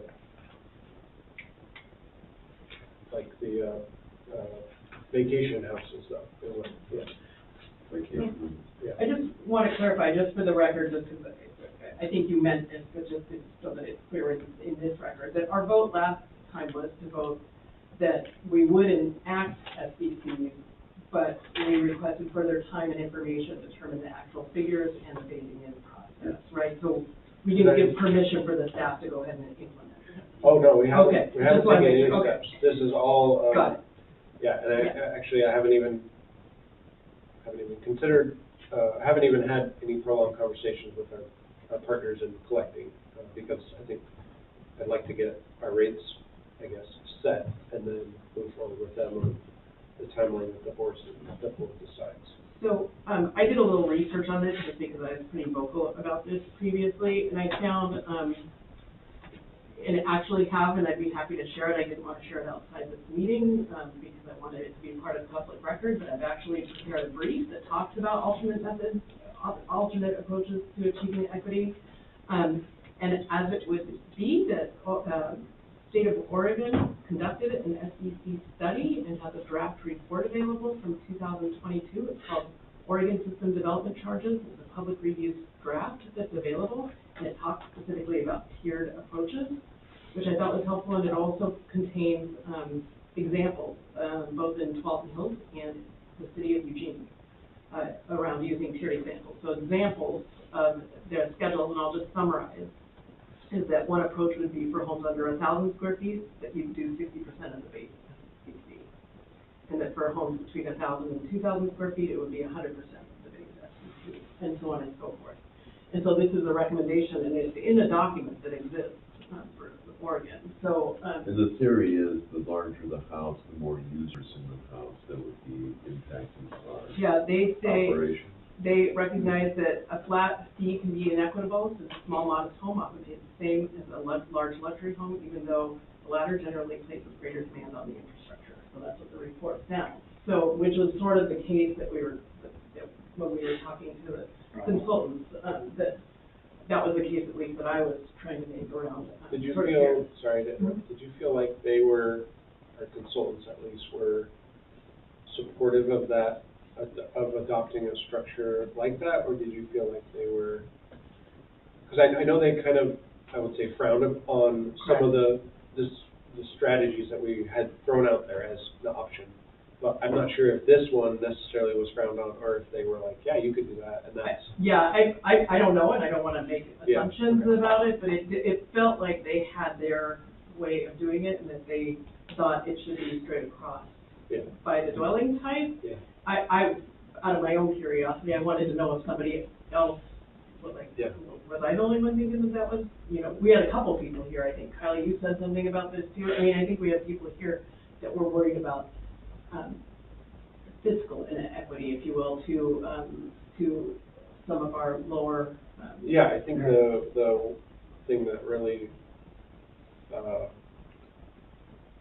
resonated in an impactful way was seeing the manufactured home number. Yeah. Because of the number of occupants on average, seeing that number, I think, was be a lot higher than what. Yeah, that was impactful. So this report on Oregon System Development Charges, it's 2022, so it actually lists Walton Hills using a square feet basis to categorize sort of a scale or tiered model. Then Park and Recreation uses bedrooms, number of bedrooms, to calculate its tiers. In the city of Eugene, it also is a square foot model. Okay. And it increases per square foot. It actually has a 0.1177, like it has a dollar amount per square foot that it increases. So I think we have good examples that could achieve the kind of thing that we are looking at. Can you send your brief to Skylar so he could send it to the board? Sure. And I'm intrigued by that idea, because what we're interested in is sharing the load, sharing the burden of providing the resources, and the burden is greater with more bedrooms, more square feet, more infrastructure, so that makes some sense to me. I think I said, I think I inquired to you, didn't I, Scott, about Yeah. doing something like that, but for equity purposes, it makes some sense to. I'm more worried about the math. I think he's got the math backwards, actually. So he takes the number of people and he grows that at some historical growth rate. But that's not what causes growth. The number of people here doesn't necessarily cause growth. It could actually cause a reduction. What causes growth is the number of vacant parcels in the city that are available to build on. So if that's zero, it doesn't matter how many people are in the city. Nobody's going to be able to move in and build. So I don't recall seeing that notion of how much buildable land is actually in the city and how much of that is residential. So Yeah, it depends on the urban growth, and yeah, I mean, that stuff is, I mean, the city recently annexed way out to Avenue U, and there's a bunch of there's a bunch of properties there that aren't the highest and best use, I guess is the best way to say that, for this. And so I expect all of those to be, bulldozed and replaced sometime in the near future, as well as probably the mobile home park across the street, by the Mexican restaurant, I think. So that's not in the city limits. Because we're not yet, but they don't have, that means they don't have sewer. Yeah, well, I've noticed there's running gas lines out there. Exactly. They don't have sewer, they don't That's have for water, they have to drill a well for water, and, the city's just not gonna allow that to happen long term. So I think there's gonna be more and more parcels brought into the city than maybe are identified on here. You notice on the maps that are in this packet, you know, you've got 12% of the residents in that part of the county that are unemployed. I don't see that. I think, I also had some concern about the redundancy, that there already is a park SDC, and I don't know if we've unpacked that yet. That there's redundancy in asking for a parks SDC and a parks and recreation SDC. And I don't know if we figured out, or if there's any way of even knowing what's included in the parks SDC. I only have what, they've sent, and it's on the City of Seaside website. Oh, okay. I can say that there's been a lot of collaboration and communication between the city and the district on this. We've shared our project list, and we've talked about the collaboration that would occur with at least one of the projects if we were to work as partners on the 140. Mm-hmm. I think for my intents and purposes, I think there is no duplication in services if we were to allocate our SDC for improvements at the SRC or a new aquatic facility. Obviously, those are unique to the district and not duly represented. So if I had a vote, that's what I would encourage the board to use our SDC money when we accumulate enough to, we can dip in our SDCs for this project. We're using the seed money to other. Well, that's the thing. I think we need to be very clear as a board, and I can't remember the numbers straight off my head, but when we do use some of the money, let's say we choose for aquatics, that we can only use SDC money for whatever it was, 20% of the project. We actually have to raise the other 80%. So for every dollar that we use, we have to raise $7 someplace else. So this is not free money, if you will, or. But the amount that we can use for the SRC and for the pool is much. We can use a higher percentage than we can for some of the other items that were on the project list or other projects. So what's the tenor of the board? How do you want to proceed with this right now? Well, I think if we can find some equity in this, maybe we should consider it. But I would be satisfied going with the original proposal. But I think there might be some equity found in going on to a kind of a square footage evaluation of the cost, and for a percentage. As far as the redundancy and duplication of services, this is an interesting area because this came up when Cannon Beach City Council voted to leave the district because a lot of these people who had second homes and everything, they didn't want to pay any more taxes. It was a very conservative approach to the opposition. But in fact, there was no duplication because the city of Cannon Beach did not have park programming. They have parks. Yeah. And they have a City parks parks. department, they have a budget for parks, but they have no programming. And, but they just voted to leave the district based on this political situation. I went to all the hearings at Cannon Beach City Council. Murray Blake was there, a number of staff was there, Darren Gooch was there, Mike Marshall was there, and we kind of got led down the path. The district has been very generous to Cannon Beach in supporting child care and helping them build a skate park and all this stuff, and it was a sharp stick in the eye for them to leave the district. So, Celeste? Yeah, I can say at this point, I don't think it hurts to run public record, so I think I can. So I'm in favor of SDCs if we can achieve more equity in terms of looking for a tiered approach that would, but I'm not going to be in favor of. Do we have to have another public hearing for a tiered approach? I don't think so, but I think what I'm, hoping to come away from this with is I think we need to laser in, narrow our end result. What does it look like? And then I can ask the Bowman Group, what get us some numbers back and present those to the board, and they can adopt them. You adopted, or you approved SDCs at the hearing. And you gave yourself latitude to say, we want flexibility to determine the timing and how you want to do it. So if it's through the lens, I'll say through the lens of a square footage or a different equity-based lens, I think that's great. Or if it's through the lens of a percentage of what was calculated, or if it's, hey, we want them and we'll work up to this 100%, but we want to take 3 years to do it or whatever, that's fine too.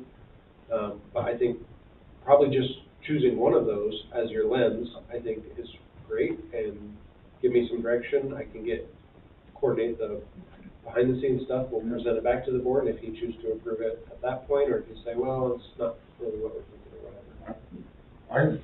I'm in favor of, if we can arrive at a tiered approach, but I don't think we should, I think as far as enacting the fees, I think we should arrive at a fee.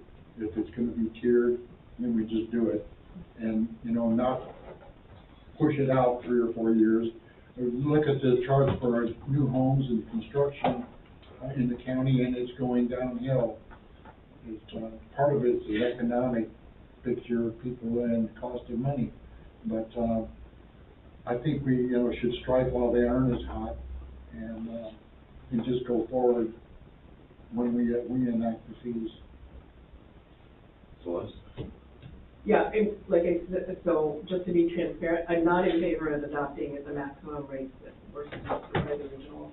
I don't think I'm going to be swayed into that. I am open to multiple approaches that would provide some equity for folks based on square footage or bedrooms or other things like that I can be talked into.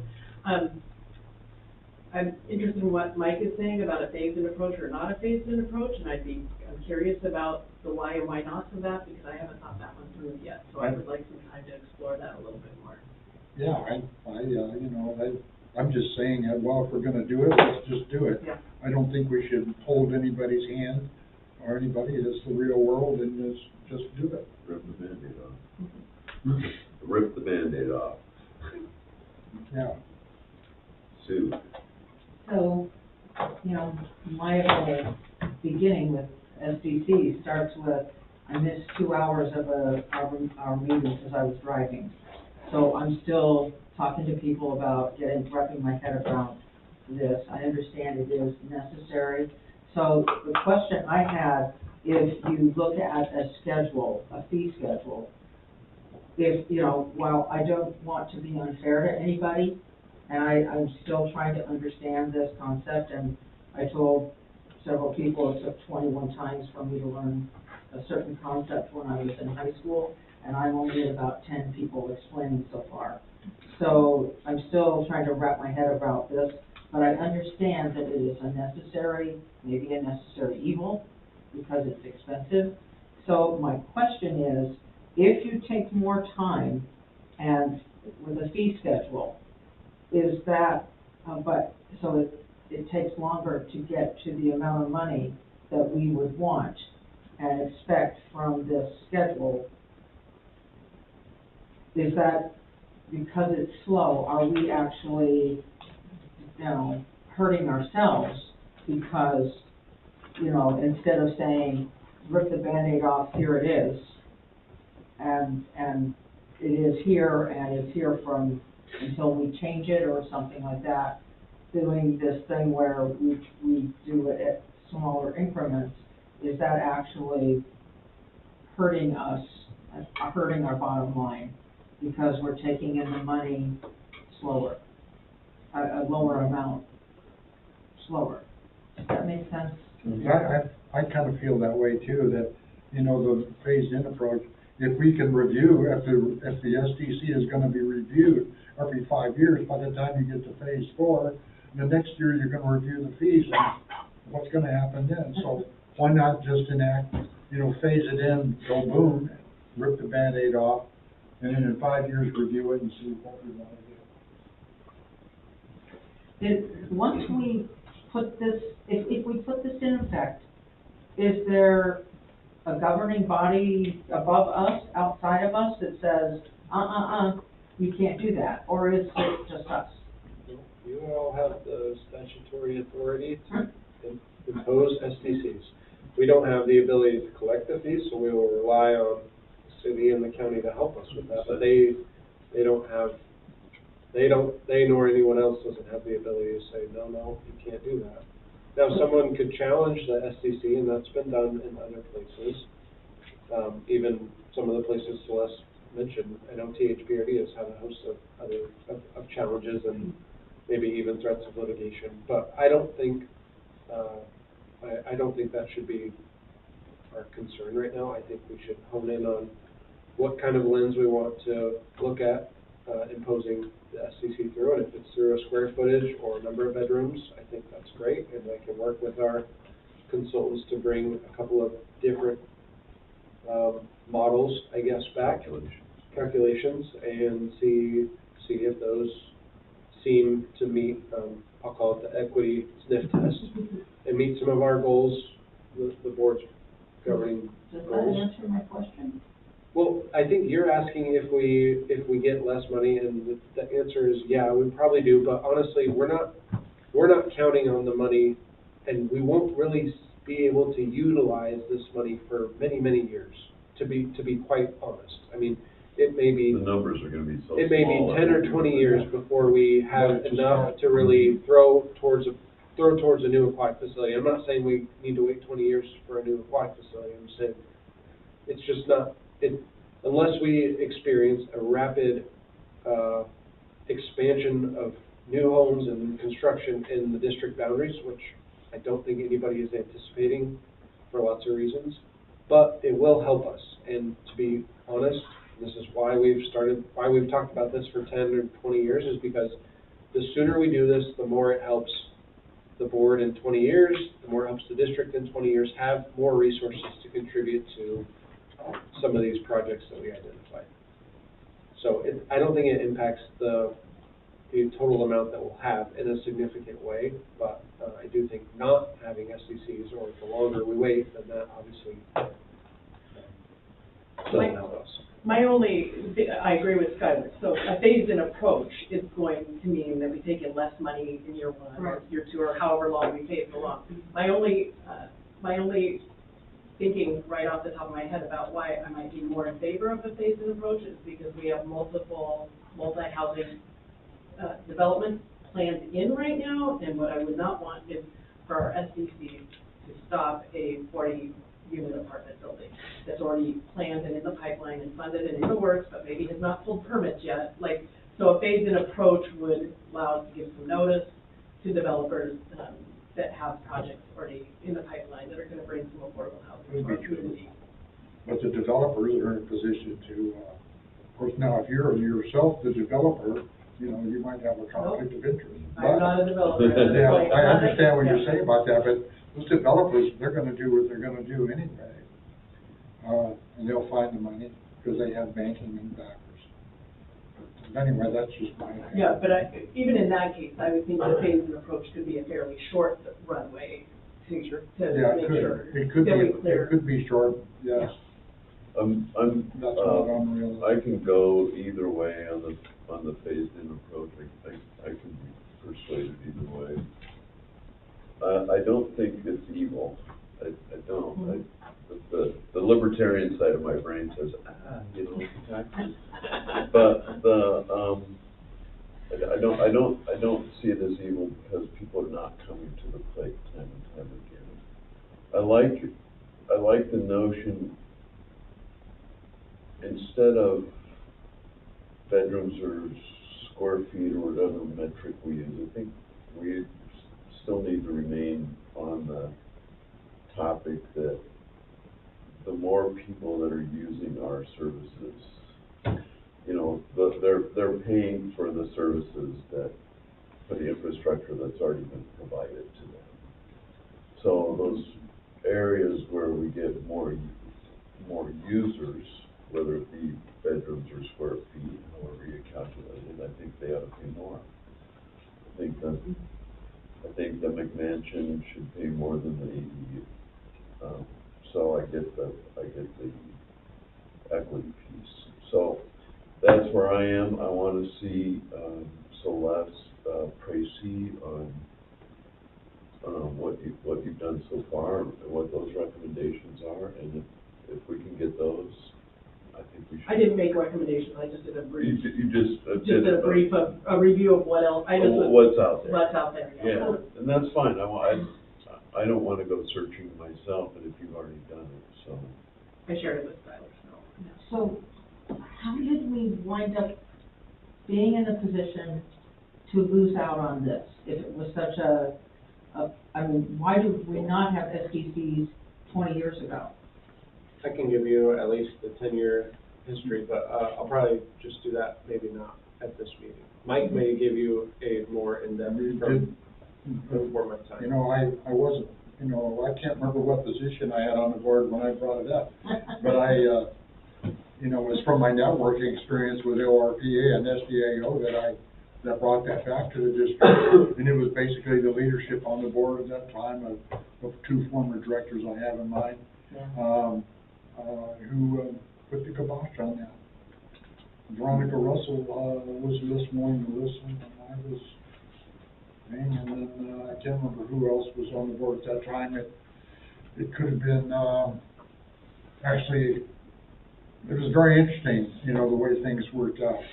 But how we got to that place without the cooperation of the board on the subject was interesting. Well, I mean, did somebody mix up Parks and Rec? No. It doesn't really matter. Okay. Just wondering. I think in short, like it has a stumbling block because some members of the board viewed it through the lens of a new tax that we were creating to charge people in the district for services and Operating costs.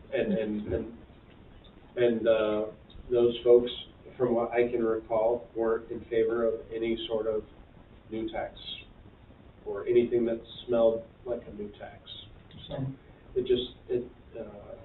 But we had brought it up. I mean, it's been discussed 3 or 4 times, at least in my time. So, anyways, A couple times. it didn't go through, but I think we're in a good spot. We're honing in, and I'll try to get some.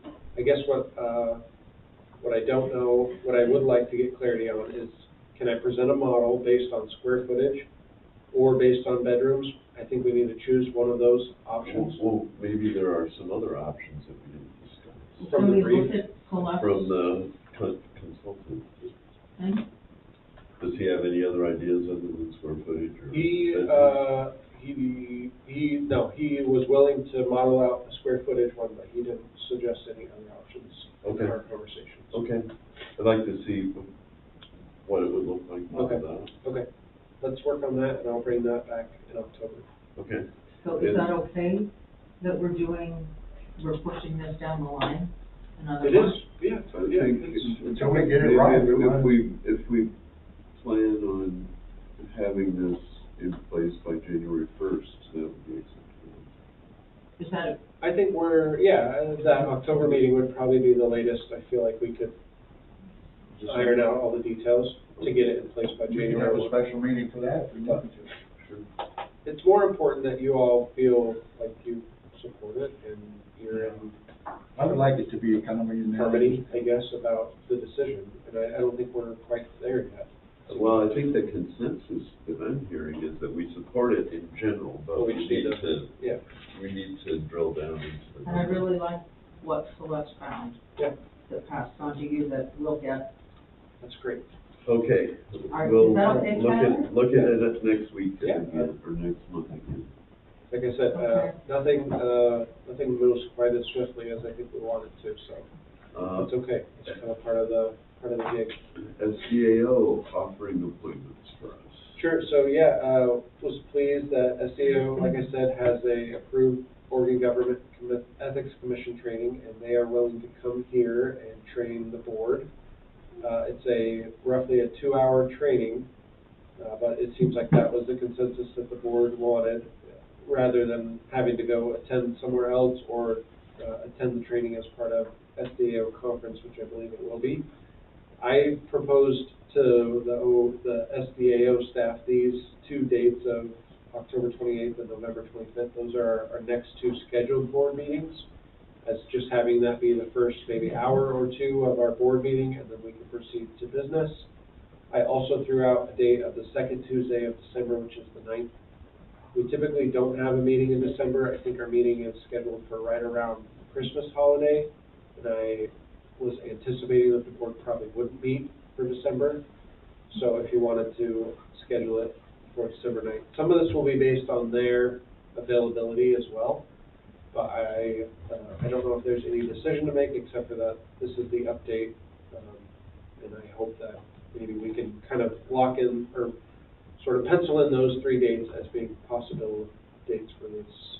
Do you want to do it at the front end of a 3-hour board meeting? I would prefer not. I would prefer doing it at the December meeting, but I don't know if that will work for the ORPA or SBAO staff. What was your date in December? December 9th. The Yeah, second that works. Tuesday. That works for me. And November what? 25th, which is a board meeting night. That's a couple days before Thanksgiving. It is, yeah. That might be more complicated than. And then the October 28th is also a board meeting. So I can propose other dates, but if there's one of those that works really good, what I'm hoping is they say all three of those dates work, you choose one, Skylar. December 9th works best for me. Well, are we really gonna have the board meeting 2 days before Thanksgiving? That's what it's scheduled for. We typically meet that week on that date, just because we don't often meet in December, because that's, like I said, that's usually, well, I can't remember what day the fourth 23rd. Tuesday is, Yeah. so. 2 days before. I will be out of town on the 28th. I can remote in, but I will not be in person. What about December 9th? Does that work? The other 2 days look like they were. All right, well, let's hope that they can do it December 9th, but I wanted to keep you informed. And they have their meeting here in February or June. So they have conference here in February. So could they do it during the conference? Or They is are there a going to conference? do it as a part of conference, as a pre-conference, I believe. But I just didn't know if everybody on the board, that's usually a daytime thing, and it's usually like on a Thursday, so I just didn't know if the board would be available. I'd be into Not that. a cost, yeah. Are you talking about the 5th of February, which is a Thursday? I can't remember when I Because want one to day, say. I know they're meeting over my birthday, so What the it is, which 8th is, is a Sunday. So yeah, that sounds the right. first weekend in just February is the 7th and 8th. Okay, well, it seems like, I need to hear back from them, and then I'll share more Right, information with yeah. the board. Okay, so executive director's report. Okay, so, I don't have much to share, lots of good work around the district. One thing that I would like to, sort of touch on with the board is a timeline for the executive director performance review. We're about at a year, since my last review. And just, had talked with Kyle about this, but wanted to kind of, see what the board had in mind, if there was items that they wanted to see, completed, in preparation for that review, and discuss a timeline. None of our board meetings are super short and easy right now, so it's adding an extra chunk of, duty, I guess, to your plate, but, would love to get some feedback on that. Well. Would you like a public review, or would you like to have it in an executive session? I think I'd be okay with executive session. Yeah. Well, now we have a HR director, Yeah. and I think I'd like to spend a little time with the HR director before I commit to, because this should follow her process. Sure. Well, we should also have an opportunity for Catherine and we worked on the process previously Well, and yeah, developed that to be able to do some sort of. And you and I handoff. worked on some of the competency stuff. I think we did, yeah, that's right. But Catherine, I think, handled a lot, some of the, because I think we did a 360, is that still stand? You did a staff component, I don't know if you did like a fully Okay. 360, but, I mean, I'm happy to work with you on that, Kyle, if you want, or we can. Okay, how about you and Catherine talk to Savannah? Figure out how, I mean, we have a professional HR director. This is an HR issue. Yeah, We should have her develop the standards for evaluating, I think. I don't feel confident to. That's a good develop idea. those standards. That's a good idea. But also, Some for her to analyze what competencies were Maybe identified. coordinate to see how this how they line up, yeah. works Yeah. together, so that the work that's already been done isn't just lost. Did I just throw a hand grenade into your thought process? No, no, I was just thinking about how that goes, and I am not aware of what the current performance review process is for staff, so, or if we have one implemented, and what, my only concern is whether or not that slows us down this year, since she's just onboarded, and whether or not that. Yeah, I don't disagree with the direction. I think it's great, and I think she qualified. She's done performance reviews at other jobs. We do all of our performance reviews the same time of year for all of the other staff, and those are usually, we have an internal goal of finishing those by July 1st. So just because of Savannah's onboarding timing, she didn't have a chance to go through that process, but it doesn't mean that she couldn't get caught up to speed. I think the model, the pattern that the board has followed, has taken with me, I've tried to model throughout the district. And so it's gonna look, the intention is that it looks pretty similar. Good. Now, they don't all have 5 bosses, but they have an opportunity to fill out their own performance evaluation, a self-evaluation, and then their manager will fill out one, and oftentimes a component of that is gathering feedback from their coworkers or other folks that have direct interactions with them, just like kind of done. So Celeste, you'll connect with Catherine, Yeah. Thank you. and If there's then- anything for October, please let me know, or if there's, I guess, information that you want me to prepare, or if you want me to include an executive session, just let me know. Summer programs. Awesome. So, yeah, we had, I can't remember, the first day of fall's yesterday or 2 days ago, but anyways, we're there. Summer programs, I wanted to kind of provide a 100,000-foot level just review of summer programs, and I don't want to steal any of the program staff who will all be here for some presentations over the next few months, but just kind of talk about their great work and the great work in the district, and really proud and thankful to have a dedicated group of coworkers that really strive hard to provide so much for the farmers market, because that's a big highlight. But we had 13 markets this year. They all featured live music, more food and vendors than we've ever had before. We had 70+ vendors that were registered. Not all of those participate each week, but a lot more vendors. We were able to have a new layout this year with the parking lot being completed, and that was wonderful, and more attendees this year. Last year, we averaged in between 800 and 1,300, and Zoe said we eclipsed that mark each week. So just a stronger market. A little bit about swimming, or our aquatic programs. Again, a very busy summer. We had open swim every day from Monday through Friday, and hosted swim team, and we had greater participation on average in those events than ever before. The private swim lesson season, Carolyn is very busy in the summer, but that continued. She had 95 60-minute lessons in July, and that was 100% of her available slots. I'm pleased to share, we did have a couple in August. 95 hour-long sessions in July. July. Yeah. Yeah. Every time I was there, I saw her. Yes.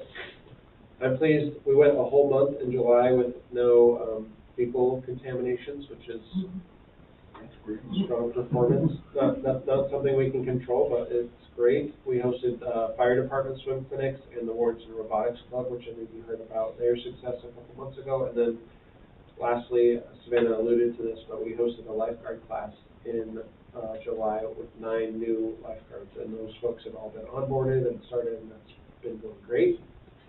Little youth programs, highlight, we had awesome summer camps. We average around 80 kids each day at summer camps, as young as, 1 all the way up to about age 12. We had field trip or a guest presenter come in each week. We had magic tricks. We had an animal person come in with their snakes and birds and all that fun stuff. The kids went to OMSI. We had our toddlers went down to the aquarium, just lots of new stuff. And one of the highlights, I think, was having 5 new staff and a Class Up Works intern in that program, so that was really great. Just some other stuff in terms of recreation. We're hosting Start Smart Soccer. That was kind of started a few weeks ago, but is ongoing right now, and we have 27 kids signed up for that. It's about like a toddler to kind of kindergarten age program. We've had open gyms all summer long, and those have been funded by sponsors at Providence Hospital and the Seaside Outlet Mall. And then, as you know, we did a lot of work into reopening the fitness room. And then some other stuff, supporting Seaside kids in their spring sports season, softball and baseball. We had 1,300 or so kids, local kids engage in that sport, in those sports, like through various means last year, which is awesome. Had a float in the 4th of July parade.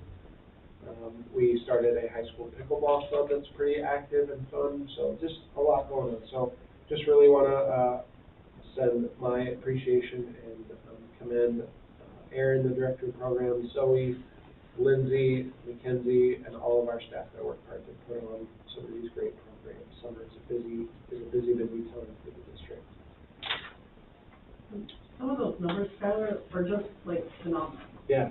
Like just really The vendors. phenomenal, huh? The vendors, the number of vendors. Number of vendors, the number of participants, Oh. 1,300 kids in that, whatever that was. Or, like, you were listing them off so quickly that I was trying to track them all, but it is so many things, and I'm wondering, like, just in terms of communicating to the community, the value of Park and Rec, I think it's, like, how can we, Yeah. would love to brainstorm this with you, like, how can we turn that around into key metrics that we get back out and report on in the community? Like, for instance, even farmers market, like, that could be a whole press release that we had X percentage growth in the number of vendors and this many more visitors that came to it. And, there's just so much.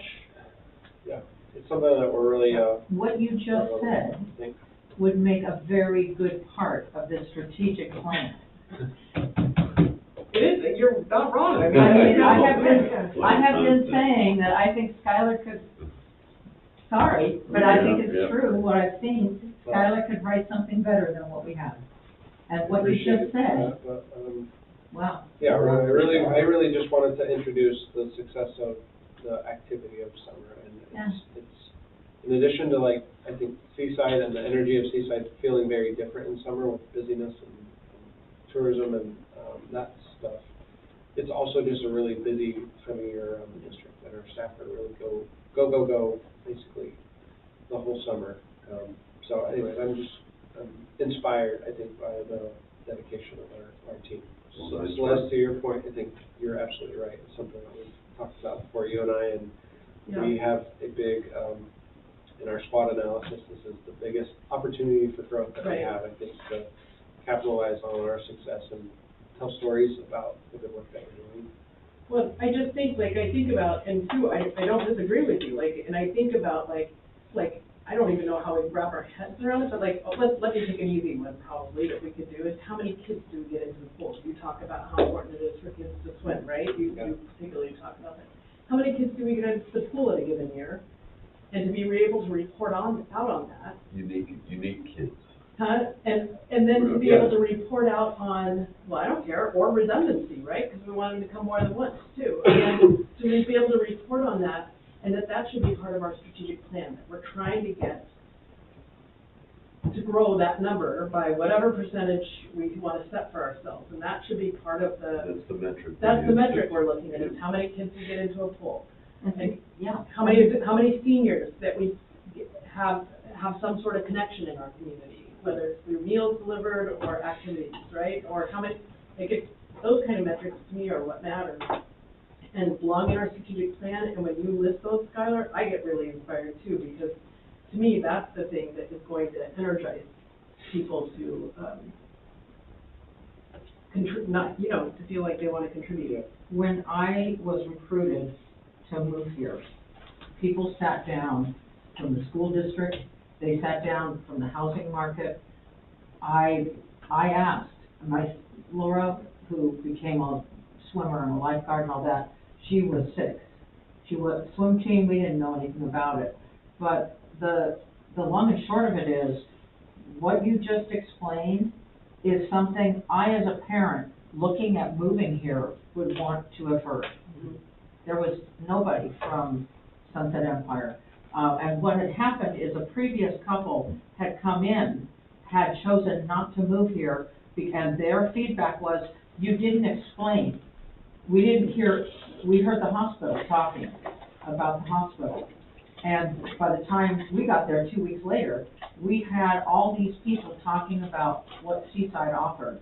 And I remember saying to the hospital, wow, that's amazing that you did that. Thank you for doing it. And so I think that's the kind of thing that we want in a strategic plan that tells the people that live here, because we want to show off what we have. Mm-hmm. There you are, Skylar. You're the best model to sell it, I I don't know think. about that, but. Well, I'm grateful for you. So, you got enough, input? Yeah. I wanted to touch on a little bit on our shutdown planning. I included the dates. So we're planning on having a 2-week shutdown from November 3rd, and then a reopening at 5:45 a.m. on November 17th. Those are both Mondays.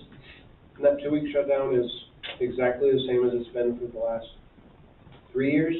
There was 1 year where we only did a 1-week shutdown. That was a year right after the pandemic, where we had already done a lot of the deep projects that we needed to do. We've also had longer when we've undertaken other projects. I have a project list, and I can go through it. I plan on maybe having a more lengthy presentation to share with the board if they want some visibility to those projects. But I think what I would like to do is kind of pivot from those thoughts and talk about the concern that Marty raised in public comment this month and last month. And I'm sensitive to those comments because obviously, for one, we have a responsibility to have the safest, most safe places to recreate and change is a minimum for a public recreation facility. And any time that we hear about people slipping, especially with some of the vulnerable population that we serve, children and older adults, that's not something that we take lightly. And I guess I would strongly refute the insinuation that we're not taking this concern seriously, because looking back in my time over the course of years, for one, the women's locker room featured just a concrete surface for the first couple years after I got here, and that surface was cracking, and it was very difficult for us to clean and maintain. And so we went with a manufacturer's recommended product to put down a surface in a part of the women's locker room and part of the men's locker room that would provide a little bit of texture but not be too difficult on the human skin, the foot, as people were walking. And since then, a lot of people have been in support, I think, of that change, and a lot were, some were obviously not. We've tried really hard to make improvements, including more frequent cleaning. It does seem that the surface is more slippery later in the day when there's been probably accumulated soap and shampoo that runs off of people's bodies or spills or whatever onto that surface. For a time, we had mats, rubber mats that were in the women's locker room in two of these areas that we knew that people were more prone to slip. We've added support bars in certain areas that weren't there originally. And we've also asked our staff to do extra cleaning during the day. We found, like, if we can go in there and kind of brush where we feel like the surface is most likely to be slippery, brush that off and hose it off, that may kind of give it a refresh at some point. What does Marty want us to do? I think she would like, I don't know, I guess I maybe know I what can she's ask her, saying. but I think she wants a different flooring solution where nobody slips. And, in my experience with public aquatic facilities or any locker room, that's really hard to, that's a very, having a surface that is anti-slip is nearly impossible. Especially when there's soap. Yeah, and so, I guess I'm coming to the board, just, we don't have to have a discussion right now. If you have questions, if you wanna go see the locker room space, we can make a time for that when it's not occupied. But I do want to make sure that the board knows that we are taking this, we take this, very seriously. We have a risk management committee. Actually, in the staff meeting this morning, we talked about this incident. And Isaiah, if he was awake, he would attest. He would attest to our conversation about this and any other areas of the district that we can improve, and we have really a responsibility to make sure that we're doing our best to improve it. So, Well, I think not only do we need to keep it safe, but we also need to communicate that, because it sounds like Marty doesn't know all the things that are happening to make it safe. yeah, What she said at the last meeting, she wanted to return to the floor that was there 10 years ago. And I didn't respond to that detail, but, you know, in the world of my profession, your profession, 10 years is, it's historic. And what that means is that if we do something that we did 10 years ago, there's probably something better out there now. And so that part of it was, she wanted us to return to what we had. And I don't remember what was 10 years ago. I just know I was here, but not like I know. Probably bare concrete. It'd be nice if there was a solution, even if it's a temporary solution, that can make it less slippery. But I brought up the idea before that, of course, you don't want to flag a liability of any kind, but you could offer or recommend, especially in the ladies' dressing room, to wear, water shoes or special footwear that would be more slip resistant. I mean, it's no surprise to me that the ladies were doing a lot more shampooing and maybe a lot more soapiness and a lot more lotioning, after a bath, and then that stuff runs down your leg and gets on the floor. It could make it immeasurably slipperier. But having appropriate footwear for the floor and shoes that can be slipped off at the pool deck and then put on as they go back to the locker room could be a very big help to a lot of people. sure.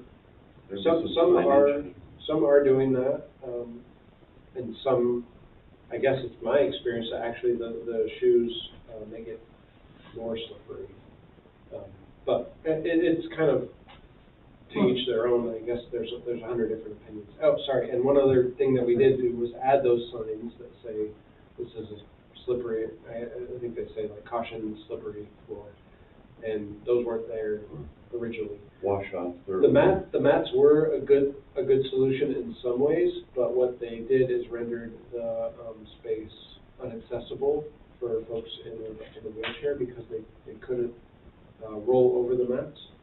And also, they presented a tripping hazard of their own because they were a little bit of a step up onto the mat surface. Well, and I wish Marty had been able to stay, because what I did, I went back. I was surprised to hear this revisited. Because I'm in that same locker room 5 days a week, in the morning, not in the afternoon, and I wear the same footwear that I've worn for the last couple of years, and in several instances in the past, I slipped and I tripped, and each one of those, I went to Justin and we had a conversation. I know we had a long conversation about like changing colors of the floor mats, and then we got rid of them because they seemed to be a tripping hazard. But the other piece of that is I talked to, and I was surprised that she mentioned people by name, but I went to that particular person who had a fracture, didn't realize it when she went down that it was a fracture. And she said, yes, it is still slippery, but it's not as bad as it was. I went to other sources that I usually go to, like I went to Mary Blake, and she said, yes, this is still slippery, no matter what, and especially you watch people who just shower with, with water like I do, versus there's a whole lot of suds coming down to that drain, and that means that's probably slippery. But I have been walking in the pool a little more commonly now all right, let's see if I could slip with my flip-flops. And I have found that I have not. And see, I was gonna put this in my board comment, so I'm really grateful to bring it here, because I did listen to her. I went and checked, and then I went to Skylar with these people who have had these incidents before, are saying it might be better, but it's still present. Now, the person who had a fall and passed away, that is beyond my experience, and I think we're listening. We're trying to do something. I think that was a little bit dramatic. First of all, anyone who passes away after a fall, and as a nurse, I've seen that, that is tragic. But I think the most important issue here is we are listening and we are taking steps, and I'm grateful that we are doing just that. So I hope Marty can feel that she's been heard. Well, if you can communicate that to Marty, that Sure. would be Sure. Thank you, Sue. Yeah, and I haven't seen her. The Tuesdays that I'm usually there, I've been there, and she's not, and we just tonight, I said, we've been missing each other. So it's not like I can connect with her. She's been bringing this issue to the board for 2 or 3 years. And basically, if it's the same complaint, we don't have to hear it again. We don't have to listen to it again. But I know we need to be patient and be receptive, but I'm sorry to hear that it's an ongoing issue. Well, I mean, it's a safety issue, so I think we maybe do need to hear it again. Yeah. If there's a safety issue out there. Like I said, I followed up with my 4 reputable sources. Actually, I do 3, and then I just happened to ask another person, and she said, yeah, I think it's slippery. Okay, Skylar. All right, thanks. Sorry. Special events recap. But yeah, I just want to highlight some of our upcoming opportunities, events. We have a fall prevention event. I know it sounds weird because we're in fall, but Said Marty. but that's a good partnership that we have with Providence. We have our Fall Fun Fest coming up before our next board meeting, and then shutdown dates are listed. Also want to highlight the ORPA conference. That's the Oregon Recreation Park Association conference, and as you all know, I've been involved in the ORPA board for the last 7 years, and this is I'm actually terming off. I did 4 years as secretary, and then a year as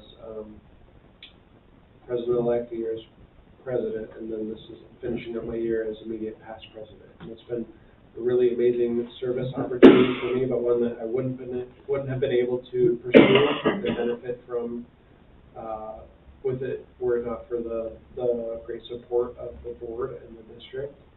So appreciate all of your support on that.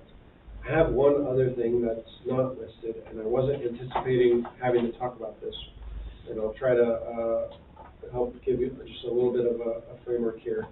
As you all know, we had a special meeting where we approved the resolutions for financing for the SRC project loan and for a tax revenue anticipation note, TRAN loan. And we've still been working with that process, which is largely out of our control. There's legal, and there's banks, and there's SDIS, the employee, David, is great to work with. But the long and the short of it is that process has taken a little bit longer than we anticipated, and we don't have the funds yet. And there's some concern that we have some financial obligations mainly to our employees coming up in the next week or so that we may not be able to meet, and that's causing us all a lot of concern. I think we had hoped that the financing package would be resolved, and we would have the funds at our disbursement in order to meet some of our deadlines and timelines. So what the district is planning on doing is, if we don't have the funds available in the next little while to meet some of those timelines, we are going to ask the foundation to float us the funds so that we can meet our financial obligations at the end of this month with a repayment plan of no more than like 48 hours after we get those that train loan amount to our. That's a good idea. And it's unusual, and I think Is it legal? It is legal. Our auditors are okay with it and everything.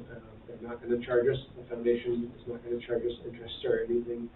But for me, I think it makes both Chris and I a little bit uncomfortable, because we've never had to do anything like that. But I'm raising it here for visibility and for the board to know that unless this funding pencils out in the next, it's going to pencil out, but it's just, will we miss the timeline that we have internally to make sure we can meet the payroll demands that we have. So what other steps have you taken to preserve capital for employee paycheck? I mean, Preserve capital. are we ceasing to make payments on our, we're not making any transfers.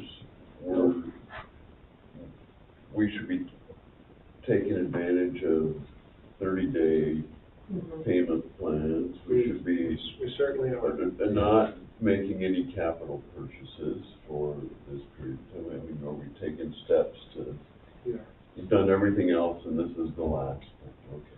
And I honestly think we really started doing all of that stuff as much as we could, like August 1st, in knowing that we just didn't know if we were going to get to September 20th or if we were going to get to October 15th, when that, like, that concern was going to raise from being like, oh no, to like, it's happened, it's here right now. When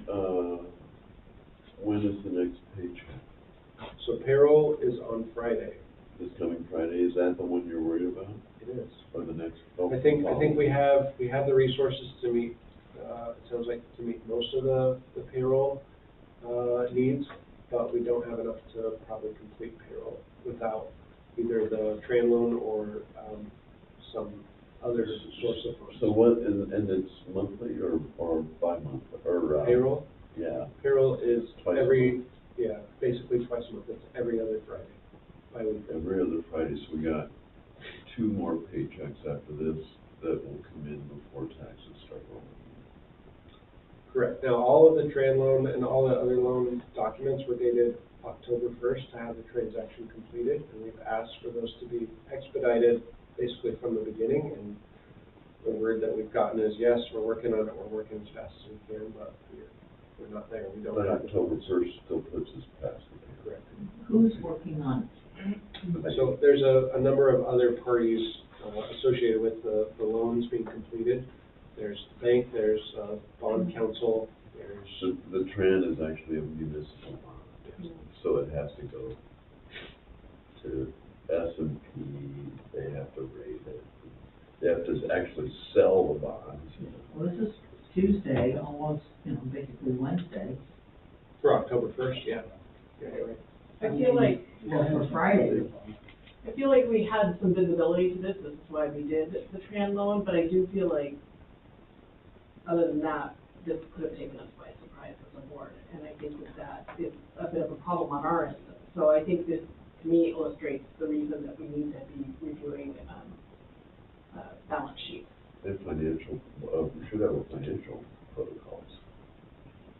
We should have Yeah, a- I mean, a including, like, it makes me wonder whether or not we need an established line of credit someplace to be able to draw upon some pieces like that in place to help us. Yeah, and financial protocols, like, including, like, when we, like, how are we projecting out cash needs? When we stop buying capital assets while we're waiting for taxes.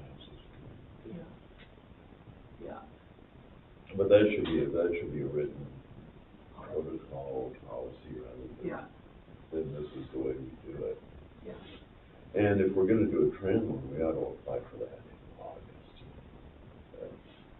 I think, I mean, Knowing how long it takes. now we know, Yeah. or now I know that, I think we need to start that process sooner.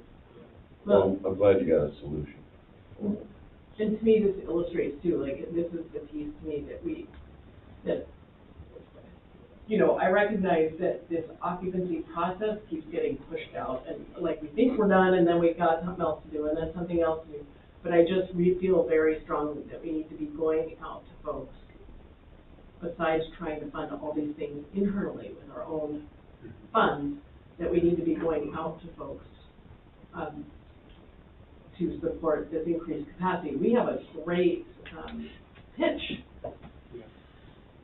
to do this, and we were able to turn around some public opinion when we purchased this building, because we have a great pitch about why this extra space is needed. And I think we need to be writing some grants, and I think we need to get in front of this, because while I hear that we're almost done, or that the door might be the last thing, we've learned now from some experience that isn't necessarily how it's going. And next year, we may find ourselves In the same situation, so I think we need to be really proactive in our development to fund some of these, instead of internally just trying to fund. And I'm grateful that we were stepping up before Yes. today. Mhm. And thanks for finding a solution Yeah. and figuring it out Yeah. before we had to start. That's my report. Mortgaging our homes Mhm. to make payroll. How much can I? Anything else, Skylar? No, thank you, Kyle. Okay, board comment. Sue? Okay, well, I'm grateful that we talked about the fall risk situation, because that was going to be part of it. So, first of all, my gratitude to Kathleen and to Lindsay and Bonnie, and, you know, just the quality of the employee that we have at Providence, at Sunset Empire Park and Recreation District is exceptional. And with Lindsay several years ago, I'm sorry I didn't really acknowledge that fairly, and Bonnie, I'm just grateful for that type of recognition, that somebody else in the state of Oregon is saying the same thing. And I think that just goes to show that we have a quality program, and we are people, you know, that are a dedicated board toward working towards solutions to promote, you know, our mission and vision statement. And, you know, because we all need to play positive life activities for you, and you, and you, and you, and you, and that entire population out there. I want to welcome Savannah. I'm excited about some of the things I'm looking forward to with her programs. What I wanted to personally say, I'm starting to see people not shower before they get in the pool, and it's starting to really bother me, especially since, bless her heart, Marty brought it up once in right here in this meeting, that I had not showered, and it turned out that was me the day that I responded in the meeting, you know, in this meeting to her, and I went, oh my gosh, I'm not supposed to. But we fixed that issue because it was correct. I had been showering, and so I had one of the lifeguards got pushed back with a person who refused to shower, that she had showered that morning. And I just think that's, you know, when I was 6, I knew I was supposed to shower before I got in the pool. I am now 68 years old. I know I'm to shower before I get in the pool. And I know one of the rules that says the lifeguard can kick you out, and that's my word, not what's nicely written. You know, people need to shower, and I have kept my mouth shut, but I'm really curious, because I'd like to be a little more vocal and say, hey, you need to go shower. So I just am asking the public to remember there are rules, and we didn't make it up. We aren't asking you to shower and you not to shower. Everyone should walk into that pool, because we want to protect the filter system from the lotions and the things that that are on our body, so we have a little more longer time with the pool that we have. Please shower. During this time, and Skylar's aware of this, I actually met, with coffee, with the mayor, with Steve, and, Steve Wright, and I actually made a comment about wanting to promote decorum. We brought that up as part of our standards of practice for how we deal with each other and issues that we deal with, and I brought it forward because I feel like there's so much, gotcha, or, you know, I want to throw my weight around, and I said, I am looking for, not just me as an elected official, but me in every capacity that I have where I am interacting with something that can promote public, safety, public, good, that we are working together to, provide a positive output without snipping at each other or arguing with each other, because I've had people raise their voice to me the last couple of weeks about our occupancy issue, and I just think that's, you know, we're doing our best, and it's unfortunate that that is not believed, and I wish people would just remember decorum. I want to acknowledge that I really wish more people would come and sit and listen to us work through these issues. I know there are people listening on TV or whatever, however that magical system works, right, Isaiah?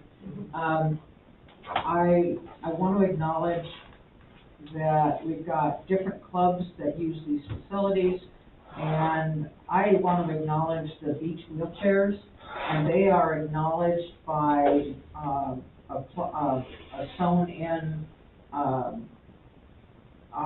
comment that says thank you for the garden club for providing 2 beach wheelchairs, and I just say thank you because we are aware of that and we're very grateful. I want to promote an open communication pattern. I had a very productive conversation with a person just Sunday, and my communication to her in text will be, and in speech right now will be, please come talk to us.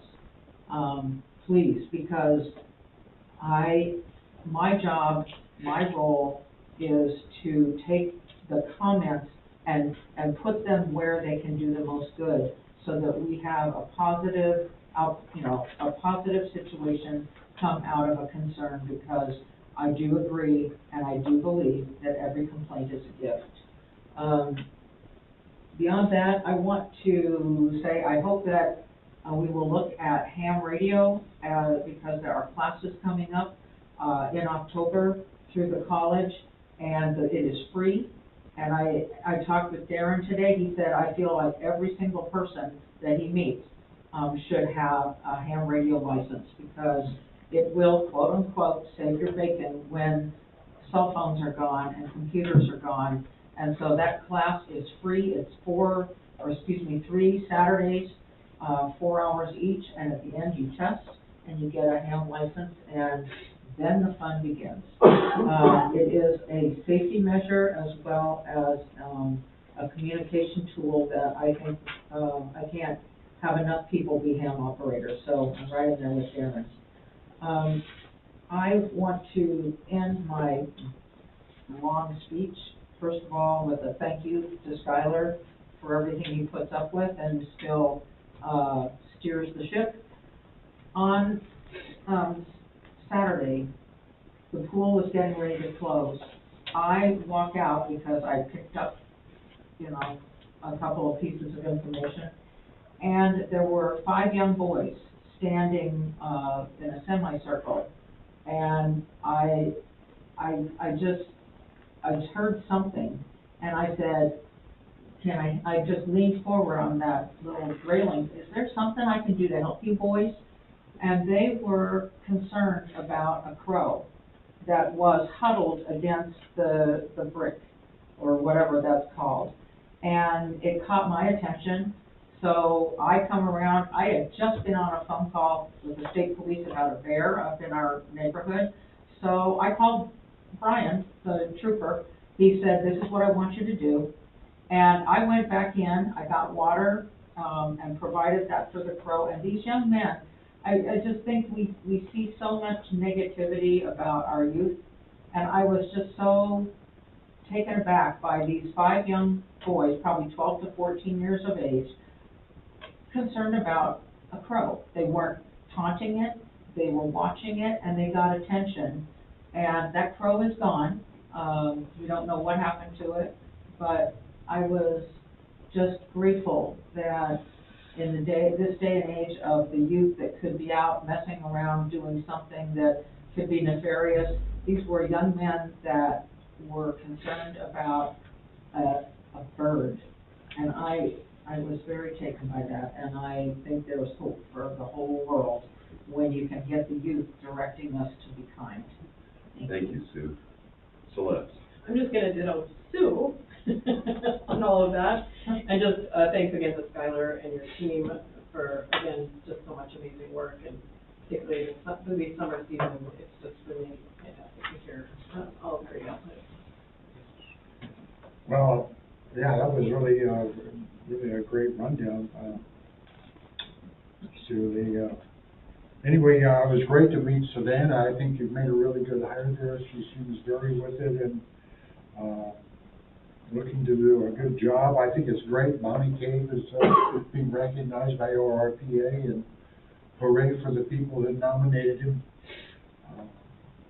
I know that the ORPA is going to meet in Seaside next year, so I would like, I plan on making a nomination for next year, and hopefully it will come to fruition.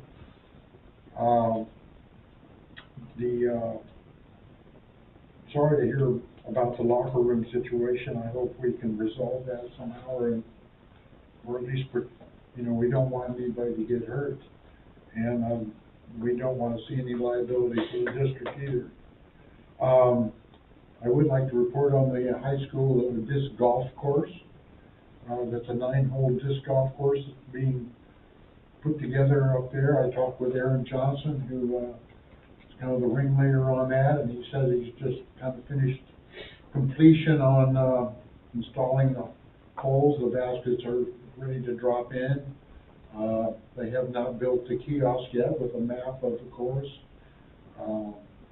He's consulting with me because my Kiwanis Club, Seaside Kiwanis, has contributed $2,700 to that project, and we are pretty much going to own that kiosk.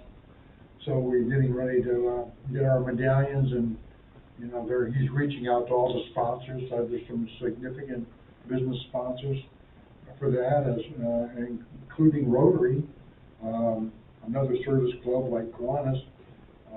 The contribution to the Park District contributed $650, I believe, to sponsor that too. So that's kind of neat that that's coming to fruition. It's interesting up there. I'm going to hike up and look at it. That's pretty much all I can really add to the party. Thank you, Carl. Oh, thank You're doing you. a great job. Great to see you. Well, it's great to be back. Catherine, we can get out of here before 8 o'clock.